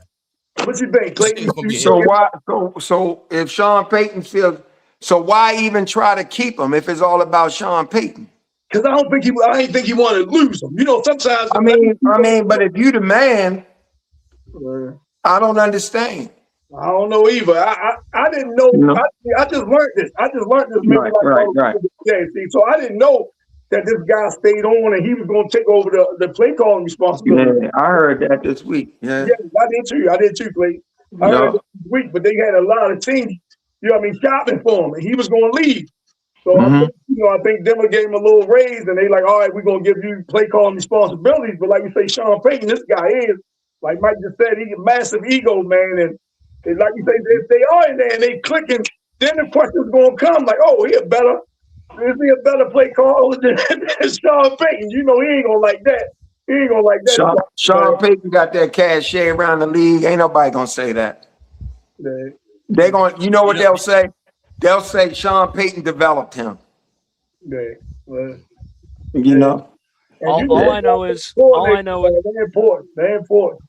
All I know is week 1, Vegas puts their money on Kansas City. My model, and this is, I'm excited about week 1 because my model says put the money on Denver. Where they playing? Where they playing? Kansas City. Okay. Hey, go to the Giants. Did y'all see when what's the name got blown up last week in the preseason game? What's their quarterback name? Jackson Dart. Yeah, did y'all see that when he got blown up and a running back missed his blocking assignment? And then something like that. Yeah. Yeah, the Giants went out and bought Najee Harrison. Because that rookie running back missed his blocking assignment, and Jackson Dart had to go to the medical tent. Even though he said he didn't want to go. Yeah. Right. He said, man, I said there wasn't no damn medical tent. But that goes to show, like, man, you know, these quarterbacks are investments, man. And you like, man, we can't have him taking shots like that. I was telling a friend of mine, I wouldn't be surprised coming up in the next 5 years or so, even during the scrimmage games, them quarterbacks had them red jerseys on, man. I wouldn't be surprised, man, the next 5 years or so, man, them quarterbacks will start having them red jerseys on that they wear in practice, like hands off, man. So, yeah, because you don't want that to happen. And Jim, as soon as I see the money, and as soon as I see the money and where the money at, that's when I'll determine that game with Kansas City. Yeah, and sure. Denver. Yeah. And that, it's just too early right now for me, huh? It you always go the opposite, like if it's heavy money on. Not all the time. No, not all the time. Yeah. Yeah. That's why this experiment. I'm kind of excited to see how it progresses through the season, right? How well that model that I created does again, and in testing it against previous years, overall it doesn't do as well as what the market says, but where it actually works well is the biggest disagreements, right? So when my model goes up against teams that are slight favorites or average favorites, it's kind of a toss up. But where my model says, hey, Denver is a heavy is favored versus the market saying Kansas City's favored. In my tests of previous years, that's where it actually outperforms. Well, that game, Jim, is really it's a divisional game, but they only giving the Chiefs maybe 3 because they home. Yes. So that's not really a true favorite. You know what I mean? It's like the market, but that's where the market says the money's going to go. With the Chiefs giving up 3 points. Well, actually now where I'm looking at the Chiefs down to 2.5 now. Right. So, but they won't show me the money. They won't show it to me. Right. So I can't tell if it's getting bet down or what. But well, I think it and some of that's definitely going to be, hey, we're waiting on news on is Patrick. What do we think Patrick's going to look like? And will he start game 1? Will he play? Yeah. So I don't think they put him on national TV if he wasn't, but that's just me. Yeah. But you never know. Kobe plays. I mean, that's a defense. I don't know if you want to play around with that defense though that Denver got, but I don't play. Don't nobody wants to see no bag up first game of the season, man. You know what I mean? You want my model. Go ahead. Did you guys log on to Jim's system yet? I haven't got a chance to get on. I haven't. I've been working so much, man. Right, y'all gotta go on there, man, because I think it'd be fun. Like try to pick the game. I just don't pick early. I wait till I can see something. Yeah. But I think it'd be fun if we all do it, and that way, I haven't been able to get on there yet. Keep track a little bit, so they give me a little better schedule, man. I gotta be to work as early as I used to, so that'd be good. Oh, okay. Take a look at it though, Jim. Take a look at the view that shows model versus market. Yeah. And that's not necessarily saying, hey, this team's going to win. What that highlights is the market says it's this way, and the model, if the model diverges from that, then it's not necessarily that the divergence is going to pick the winner, but it just says, hey, it's leaning differently than what the market does. And so what I'm looking at and trying to keep an eye on for week 1 is that Denver versus Kansas City, because it's leaning Kansas City, but my model's leaning towards Denver. And the other one is Miami. Las Vegas. I'm looking at where but y'all start.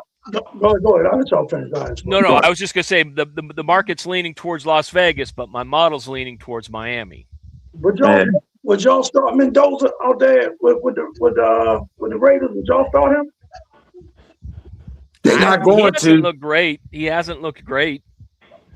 I thought his first preseason game he did. Yeah, he looked good that first preseason game. Yeah, but this time he didn't. He threw a pick thing against the Texans. Yeah, But like you say, that defense, and then he gonna have the ups and downs. You know what I'm saying? But I'm like, man, I might put him out there, man. I mean, not that you worried about him getting hurt. You know what I mean? Like offensive line and run game or whatever. But they got Jency out there. But if you're worried about him taking shots that he shouldn't be taking, but other than that, man, I think I start.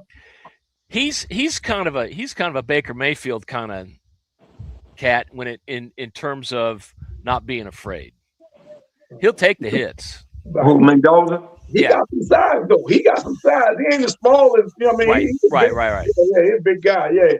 Right. But, he's got that dog mentality though. And then I saw the intra scrimmage with Philly and New England. Philly and New England. And they saw A.J. Brown dropping one on the edge, right? He had the guy beat too. And he dropped the pass on the edge, right? And they made a big deal about it, right? And so I'm one of the biggest critics of A.J. Brown. I think people think he T.O. and you know what I'm saying? But he had the guy beat. He just dropped it, right? And what's the name? Put it on him, and he dropped it. So but my thing is, do you think they're going to be the team to beat in that AFC East, or is it going to be Buffalo this year? I think it's still Buffalo. I do too. Did you see DJ Moore and Josh Allen chemistry right out the gate? I ain't see it. Oh my goodness. Yeah. I think it's going to be Buffalo too, though. I think it's going to be. I don't think New England going to be as good as they were. I mean, of course, I ain't picking them to get back to the Super Bowl. They're going to be there. Yeah. I ain't picking them to get back to the Super Bowl, but I just think, they kind of could. They got what's the name was hurt? Your man was hurt with Denver, Jim. I mean, I think if he was healthy, I think Denver beat them. You know what I mean? I think Denver beat them. So, yeah, I don't think they're gonna make the run back, but I think Buffalo would team to beat over there too. I'm not as sold on Bo Nix as Jim is. I'm not either. I think he's solid, but I don't know.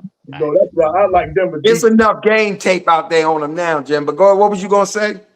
No, I was gonna ask Tunk how he's feeling about the Steelers.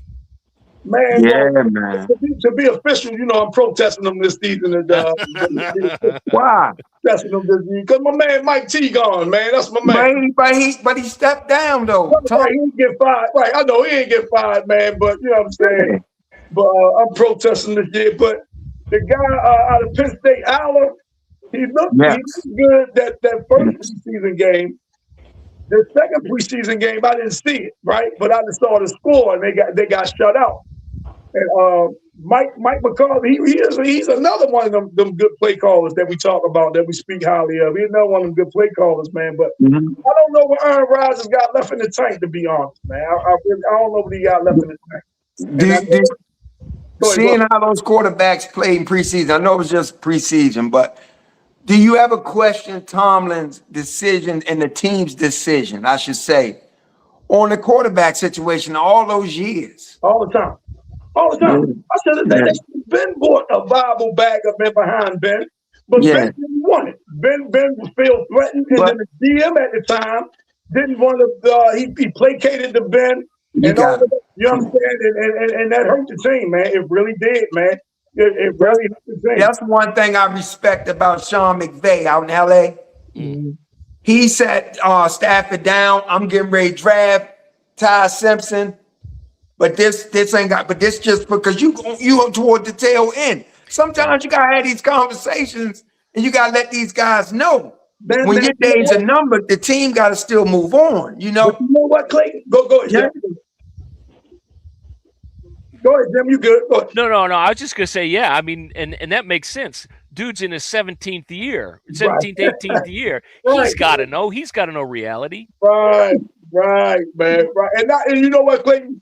The only thing I say is because I like that coach, man, with the Rams, man. I like him a lot. McVay. I just don't. He had no problem taking the quarterback. I just thought he wanted to take somebody that can help him. First round pick. He wanted somebody that can help him today. You know what I'm saying? Let's get somebody to help my team today. We can get a quarterback, round 3, round 4. You know what I mean? But today, let's get somebody because he didn't seem too thrilled when he had that initial press conference after it. He didn't seem too thrilled. I don't know. I can't really judge all say, but you know what I'm saying. But I think he wasn't thrilled with the media. yeah, I don't think it was about the pick. I think Ty Simpson is a great pick for them. yeah. I think a good pick for him. No question. Yeah. He can play too. He can play. Yeah, and McVay ain't gonna just co-sign off on it either. Yeah. I think he got a little bit more cachet with the GM and the team. If he don't like this kid, they ain't drafting him. That's a good point. That's a good point. Yeah, that's a good point. But, yeah, man. But yeah, I going back to what you said, Klay. Now I really they handicapped the Steelers, man, for the future by doing that, man. They really did, man. Not picking up a quarterback, seeing that Ben was on the decline, man.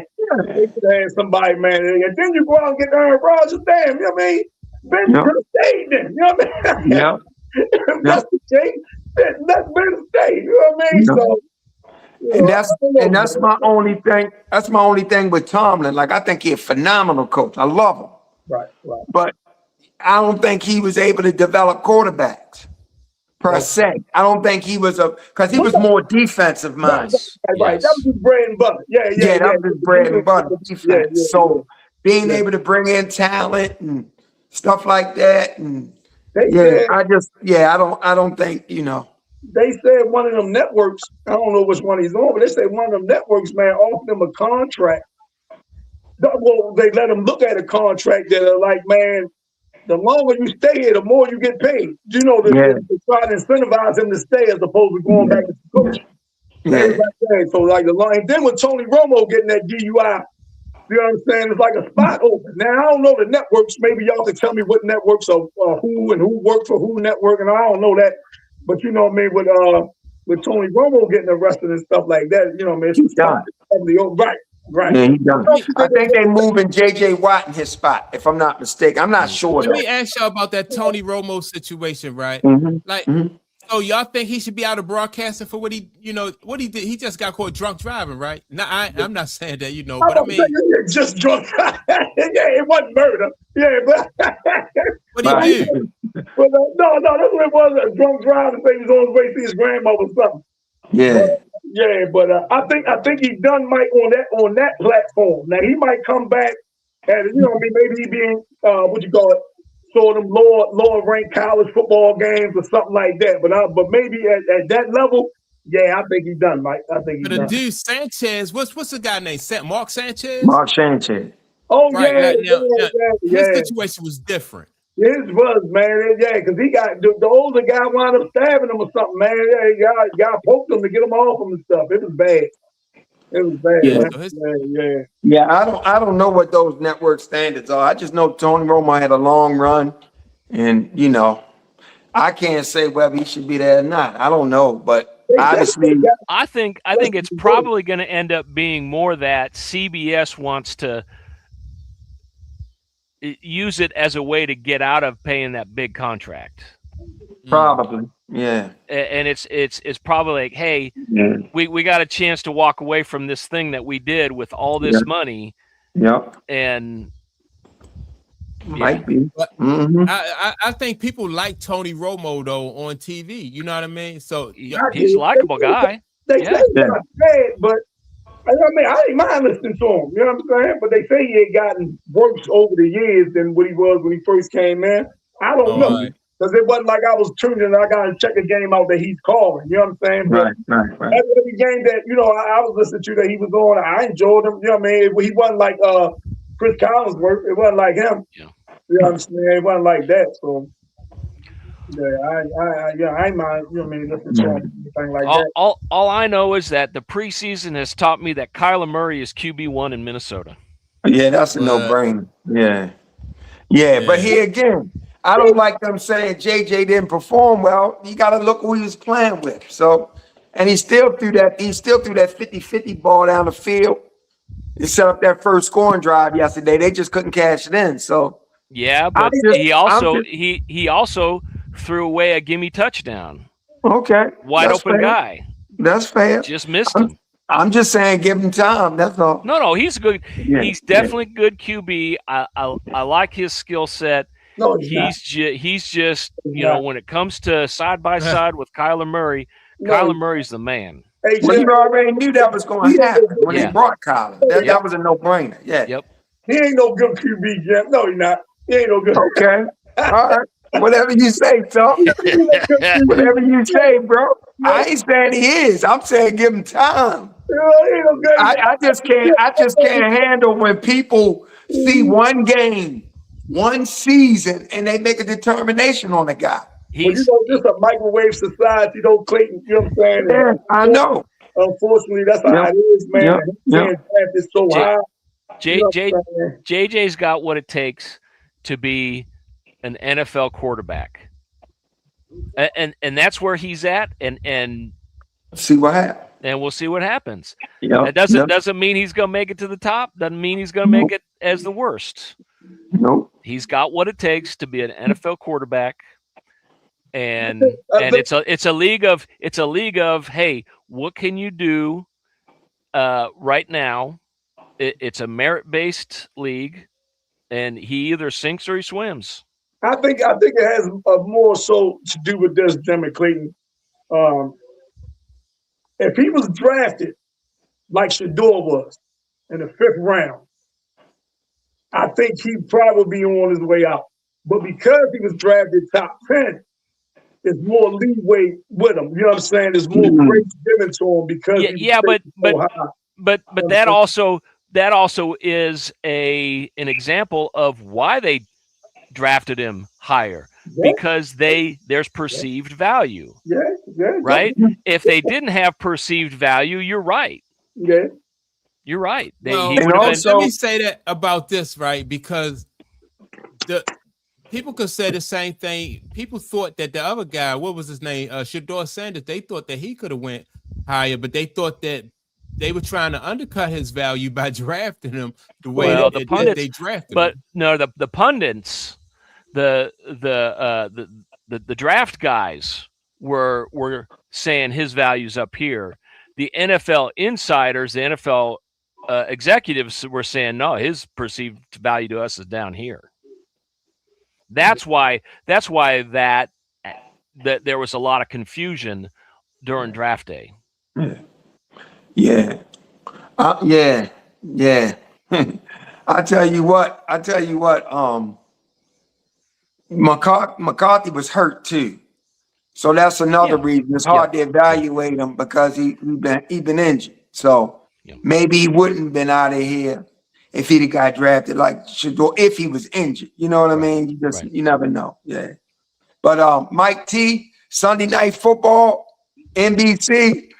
I can't wait because I know he's gonna be entertaining as a mug. Oh, he's a quote machine. Yes, I know he's gonna be entertaining. Yeah. So look, right before y'all go, Mike, I wanted to y'all ain't bring this up yet, and I'm surprised, man. We was on some different topics, man. The Caitlin Clark thing. Did y'all see that her at the end of the game? The Caitlin Clark thing where she flopped, then she fouled, and then they say she missed 2 crucial free throws. Now, yesterday. I just read it was yesterday. Okay. Yeah. I was just reading up on it, right? Yeah. And so take me through that scenario, the ones that saw it. Clayton, if you saw it, or Mike or Jim, take me through that real quick. I didn't watch it. I just saw the box score. I seen the play. I didn't watch the game because I was asleep, but I saw the play. And it was a bad decision. She went to the glass. She did get fouled, but they wasn't calling no fouls for her all games. Like, to me, it's like when you in New York, you know what I'm saying? The Liberty got certain cachet, stuff like that. She didn't get the foul. She threw up a wild shot she shouldn't have. And then on the other end, when they double team, bad foul because it was a 1-possession game. So, and the 2 missed free throws, it was just bad. She just mental block, mental error. She going through her growing pains. And I like to see it, you know. She missed 2 free throws against Minnesota. But then the next game she came back. So she going through it, man. This is really her second year. She going through it. But like I said, even with all that, you can't deny the numbers she putting up, her and Kelsey. You can't deny.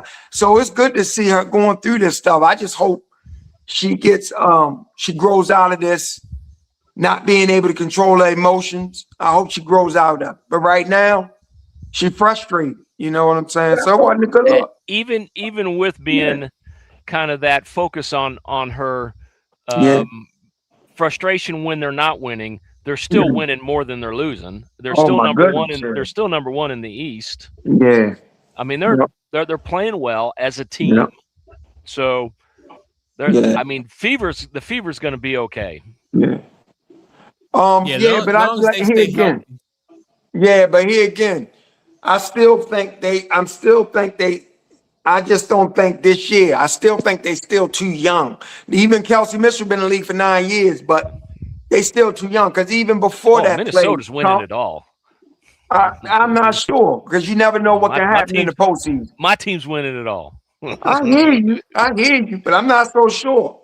They beat Golden State, but they got to play Golden State again. Yeah. It just depends. It depends who get there because yeah. But Minnesota, see here again, Jim, they've been winning all year long. So you always got to remember that eventually, you know what I'm saying? You've been winning all year long. Eventually, is the energy getting ready to shift? They the favorite. They should win it. Playoffs. I'm not so sure. Playoffs are a completely different season. Completely different animal. Yeah. But before that play happened, Caitlin dumped it into Aaliyah. And Aaliyah had an opportunity to make a clean shot, and she blew a layup. You know, so the Fever as a whole missed free throws. They went 11 for 20 something. So to me, they still a young team, and they got some growing to do. So, but I know one thing that Minnesota team. That Minnesota team look awful comfortable. They beating everybody who is somebody, man, and they beating them in a way where they just look comfortable doing it. They beat the Aces like that. They beat the Fever like that. They beat Dallas like that. They just look comfortable. No, they beat the Fever down the stretch. The Fever blew that game. But they still was they wasn't shaking. She wasn't panicking. She was still No. It's easy to be in that situation. It's easy to be steady. Don't have to be a blowout. It's easy to be steady when every single player on the starting five is a threat, and they can't do nothing but play you one-on-one. You ain't getting a lot of pressure and stuff. Don't get me wrong, I ain't taking nothing from Olivia. She great. But don't forget that Minnesota team. Everybody, Kayla McBride, Natasha Howard, Courtney Williams. She's playing with a great, mature team. They won it before. Yeah. Sit down, Klay. Sit down, boy. Run the rosters down, man. Yeah. No, I'm just saying, Minnesota's great. No, and you didn't even say Olivia Miles. I mean, I said Olivia. I said I'm not taking nothing from Olivia. She's great. Yeah. What I'm saying is it's easy for Olivia to be steady and do all the things she's doing because every single player on the Lynx is all-star material. You got Hall of Famers, you got champions, you got a great. That's a solid team. Yeah. With the Fever, let me say this, got three. The Fever got three people, and everything rely on them mostly. So they're gonna get a lot of pressure. Let me say this about Olivia, right? Mm-hmm. And this, I think Olivia Miles, and just from watching her from college and now into the WNBA, the thing she do is the thing she do. So I'm thinking that she would be, no matter where she play at, she would be the same player that she is, right? Yeah. Well, she wasn't like this at TCU last year. She wasn't. She was good, but she wasn't this. She wasn't this. No. Yeah, she was good in college. She wasn't this in college. She wasn't this. Well, see, no. I don't know. I'm not gonna try to figure out what this is, right? I'm telling you, the same mindset, the same performance that she did in college is what she did in college, and it translates to the pros, right? It translates. We knew her from what, Notre Dame first, right? What they had Notre Dame. Then she was at Notre Dame with Hannah Hidalgo, yes. Right. And then she went to what, TCU? Yeah. Right. So, and everywhere she went at, we have seen her be exceptional.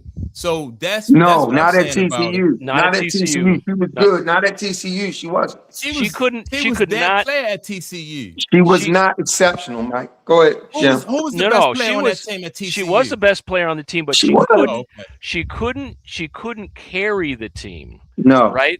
And that's why she's doing so. To Clayton's point, Yes. that's why she's doing so well in Yes. Minnesota Yeah. because Yes. she doesn't have to carry She nothing. don't She have just to carry the team. she No. just has to play within her Role. exceptional Yes. abilities Yes. in that role. Yes.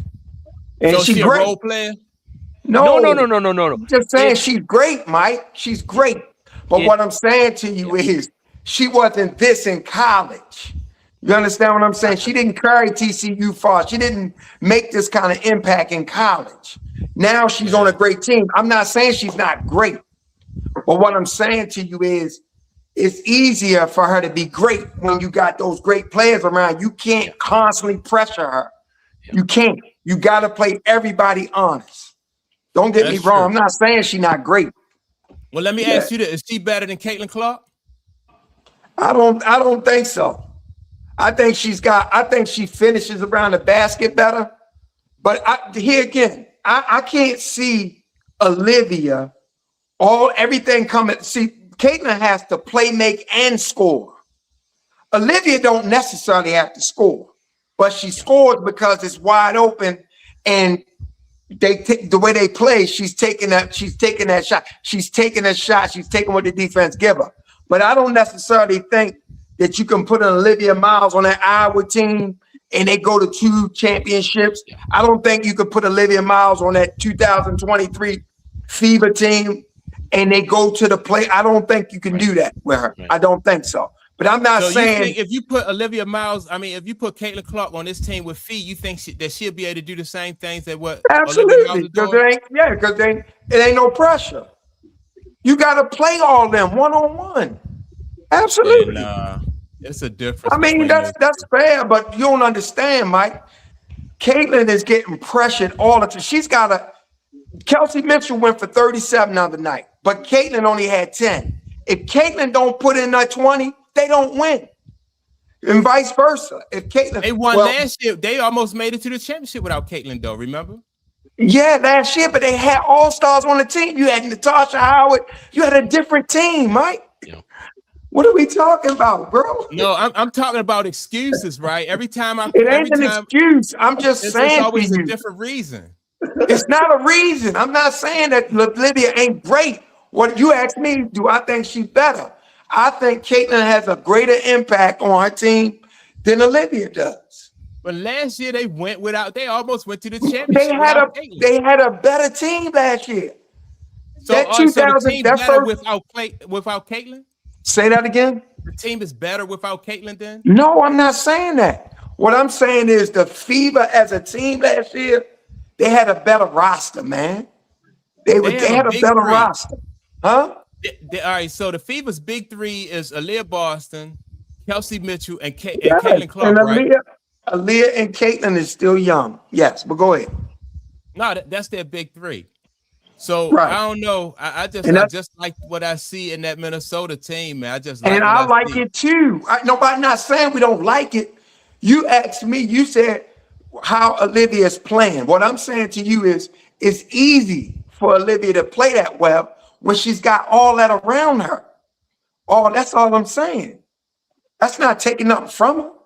No, I know you're not taking nothing from her. I'm just saying, man, I don't know, man. I think no matter what you got to play through whatever your situation is, whether you're Olivia Miles and you Caitlin Clark. So the bottom line is how you manage that situation, because just because you play with Fee, that don't mean, if Fee keeps the other team honest, that don't mean that you could plug anybody in there to do what Olivia Miles do. I said you could. I'm not saying that, Mike. What I'm saying is Olivia Miles. Why you always say that? I said you said something. I'm telling you, I'm making a statement from my point of view, right? I'm just saying if you plug another player in there, that don't mean that player is going to perform the same way Olivia Miles performed. I'm not saying that you said that. I'm telling you what I'm saying. You're right. You're right. You're absolutely right. And I mean, I just go on based on, I don't, like whatever their situation, like I said, everybody have their own path in life, right?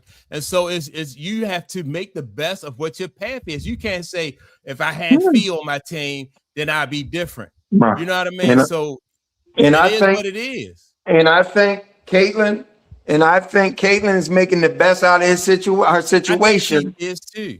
Yes, I think Olivia is making the best out of her situation. I think, yeah, I'm not disputing that at all. I'm not saying that. I'm just saying the difference in the two teams, the Fever roster is not really that talented to me. They really not. I don't think they're going to go far in the playoffs. I don't. You know what I'm saying? But here again, Tom, it wasn't a good look. It was a bad play. Yeah. Because I didn't see it. I was just reading about it. You know what I'm saying? It was a bad play. They were saying she took a flop. They ain't say there was a no call. They saying she flopped. No, she didn't flop. And then they say they say she fouled out of frustration. On the other side, she fouled out of frustration. And then they said that she missed free throws. That was everything. Yeah, she may have fouled out of frustration. It looked that way.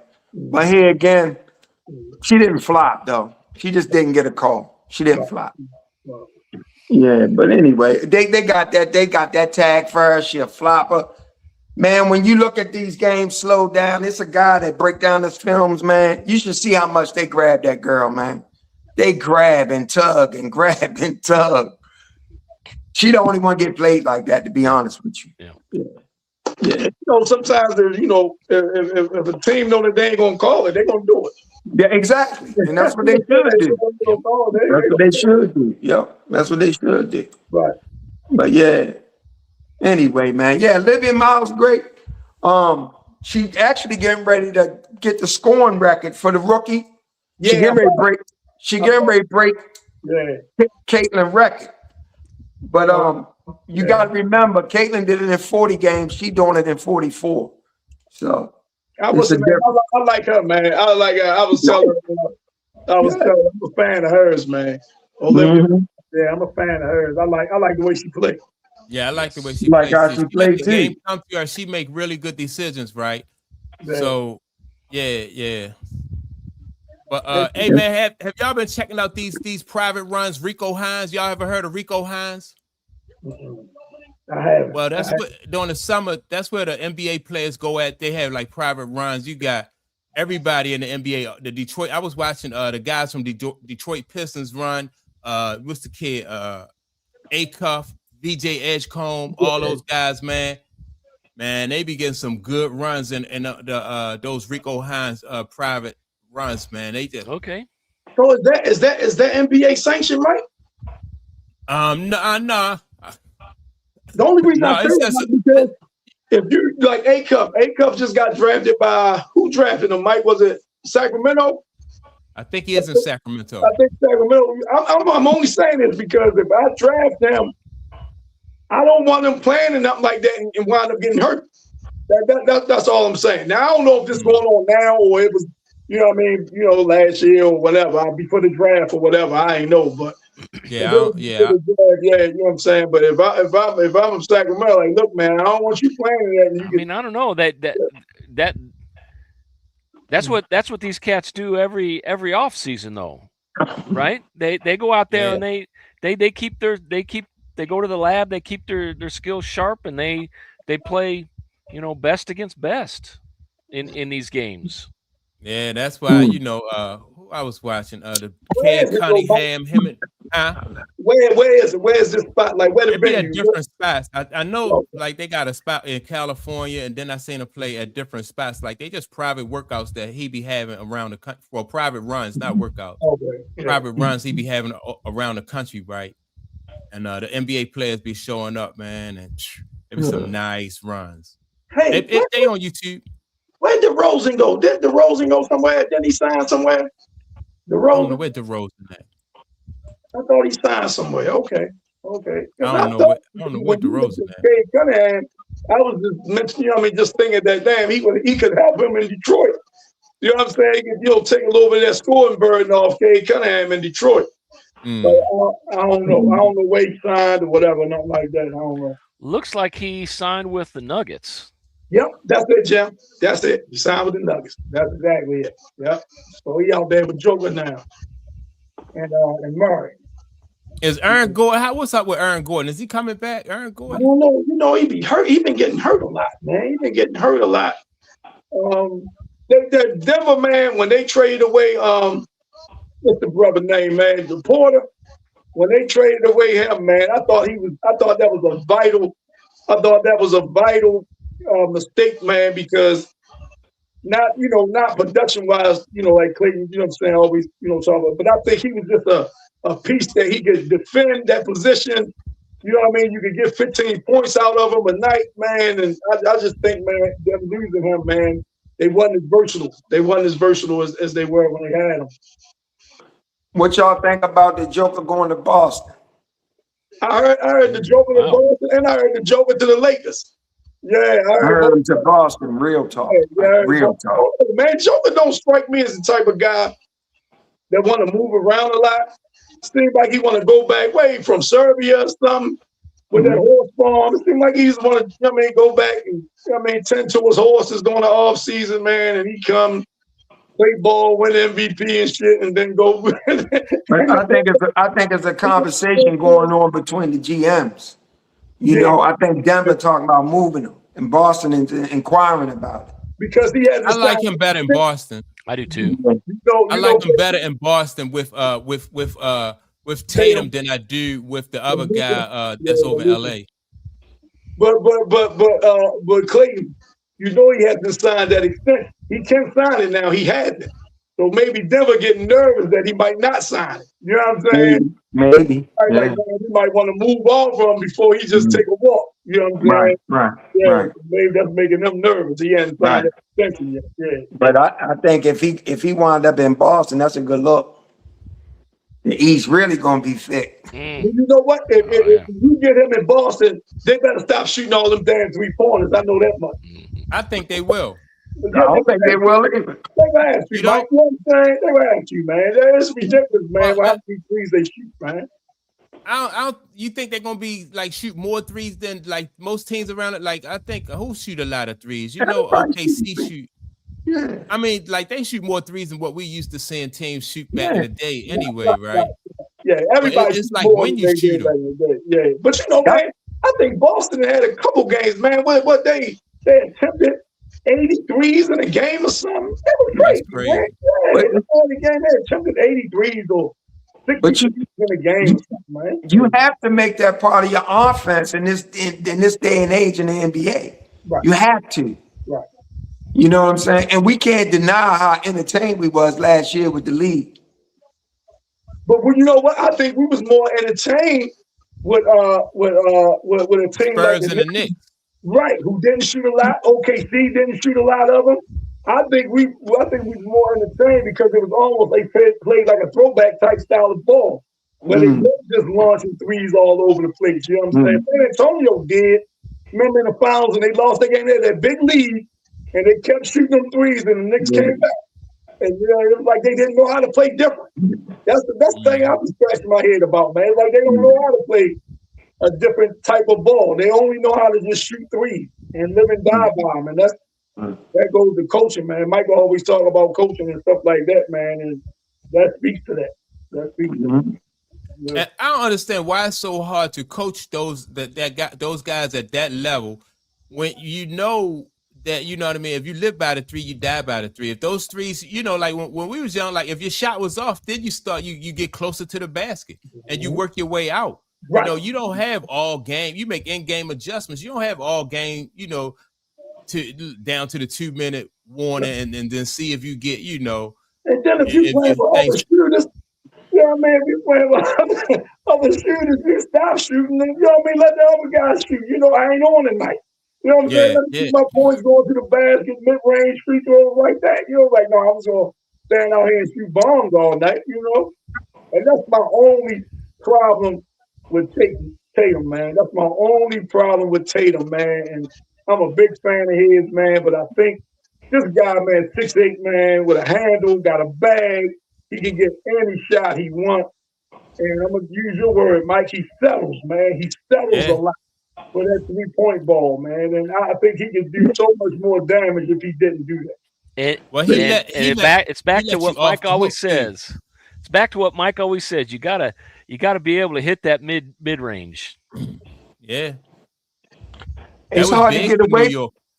It's hard to get away from that 3 though now. I mean, too, because you gotta look at it across the league, man. The league as a whole shooting 3-pointers like close to 40-something%. That's a lot. These guys hitting these threes and they can shoot them. So it's hard to get away from that, man. 50% is considered good from the field. So if you're shooting threes down there at 40%, come on now.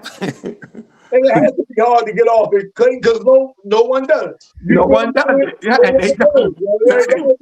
it got to be hard to get off it because no one does. I just think, man, the way Tatum, his size, man, and his skill, man, I think he really can do a lot more. You know what I'm saying? He can be a lot more effective. Let me say it that way. He can be a lot more effective. And when and Michael Jordan had a quote years ago, like, man, if I shoot a 3-pointer, you know what I mean? I'm taking pressure off the defense. And you know what I'm saying? But like you say, they weren't shooting them at that type of clip that they are now. And I get that. Right. You know what I'm saying? And analytics always going into the chat. You know what I'm saying? Always into the chat too. You know what I'm saying? But yeah, man, I just that's the only gripe. That's the only gripe I had with Tatum, man. Other than that, man, I dig him a lot. Other than that, I dig him a lot. A whole lot. It's gonna be interesting. Yeah. Yeah, man. Y'all need to research them Patriots teams. Y'all need to research them. Yeah, no, they wasn't good every year. They wasn't stacked. Man, they had chinks. They ain't had no chinks, man. They always had top 10 defenses, top 5 defenses. They always had great special teams. I consistently caught 2 balls a season. I'm great. No. No. If I consistently catch 2 balls a season, 2 balls a game, you know what I mean, over 17 games, they're making me a strong 34. They're giving me a strong 34 receptions for the year. I'm great. All right. Well, how many receptions you think can make you great?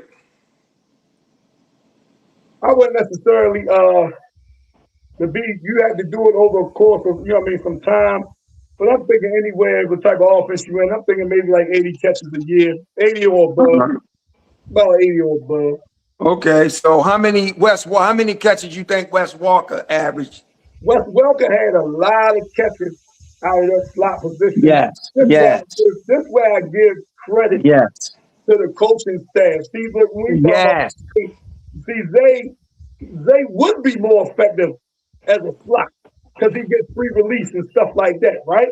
And that's what people don't understand as a slot receiver. Even if you bring in a nickel back in to cover him, he's not up on the line of scrimmage pressing him, so he's getting free release. Man, you bring a nickel back in to cover him, or you got a linebacker over there trying to cover him. So, they're not jamming him. So he's getting off the line scot-free. When you're small like that, you can't be on the edge because the D-backs can manhandle you out there. The D-backs are just as fast, they're bigger and stronger. So you can't get to go over there. You know what I'm saying? That's why they put smaller guys like that in the slot. Yeah. But you see how many bombs, you see how many times they get behind the defense, man, during the season? Zay nice, man. I like him. Come on, man. Yeah. Man, I like Zay. I like Zay a lot, man. I liked him in school when I was Boston College. I like him, man. I like him. You know what I'm saying? And I always say this, man. When big time wide receivers become free agents, the last place they sign is in Baltimore. I've heard that. I've heard what's the name say he didn't want to come. T.O. said he didn't want to come. I'm talking about even before after T.O. I'm talking about in the Lamar era, during the Lamar Jackson era. Yeah. I've heard that. You know what I'm saying? And but I'm gonna tell you this though. if he had the type, and he was right about when they changed offensive coordinators. It's like, you know what I mean, he just go crazy, right? So and I want to know, it's like the adjustment to the adjustment. It's like when the new offensive coordinator come in and they implement a new offense. All right, so that year, you know, Lamar runs off, does his thing.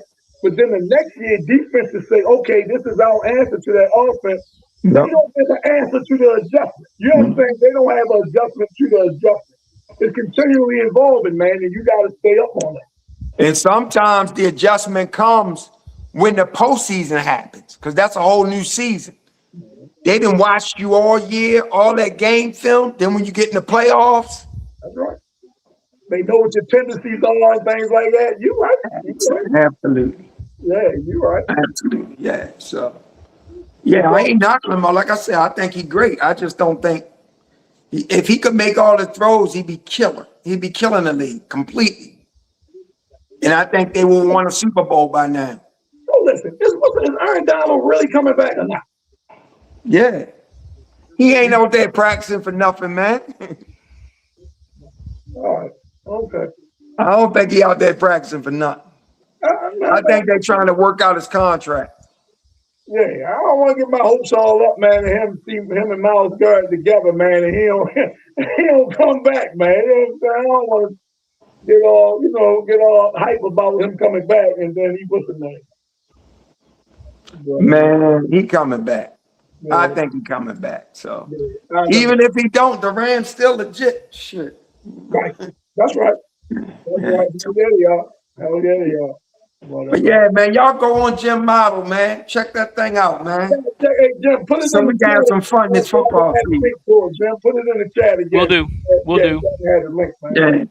Yeah. I sent you an email. Hopefully it didn't get stuck in spam. Right. No, right. I got that email, Jim. Yeah. It's perfect. Yeah. It's a work in progress. It's a work in progress. Look, I'm gonna follow y'all all season, man. Y'all give me y'all picks. Nah. Bet my $2 on y'all picks, man. Nah, don't bet. Listen, Tom. But when I tell you, if I give you one play with the point spread, I would bet that. Man, look, Klay, I don't know nothing about that stuff. So you gotta walk me through it. Say, son, bet this. That's all I would bet that. I'm gonna bet my last dollar, 50 cents. Every Sunday, Mike say he gonna play it. Never do. What? When I give out that at the end of the show, I always give out that one. Yeah. I ain't no betting man, but hey, look, I'm gonna bet my last dollar, 50 cents. Don't do that, man. Be modest. Be modest. Maybe spend your lunch money. Maybe spend like $20 or something. Don't go crazy, man. I'm gonna bet my last dollar, 50 cents that I can retire. Yeah, don't do that. Don't do that, man. Oh, man. Hey guys, one last thing. I won't be around next week. It's my 60th birthday this week, and we are going to actually we're going to go to Cleveland, and we're going to visit the Rock and Roll Hall of Fame, and we're going to take a trip down to Canton and check out the NFL Hall of Fame. My man. That's what's up. Oh yeah, You be 60, huh? Happy 60th, man. Yeah, man. Happy 60th. Thank you, guys. What day is it? Wednesday. Wednesday. Yeah. So you a Leo? A Virgo. It just slide into Virgo. That's Virgo. right. You're a Virgo. My dad a Virgo. Today is my dad's birthday. God rest his soul. Yeah, you're a Virgo. That's right. Yep. Right. Yep. Virgos. The big 6-0. This pale don't fail. My daughter Virgo. Y'all never go. Y'all be good, man. All right, fellas. Appreciate y'all. Check y'all out next weekend. Catch you in a couple weeks when the season starts. Season starts. Yep. Yeah, that's what's up. Later. Yeah. Hey, Clayton.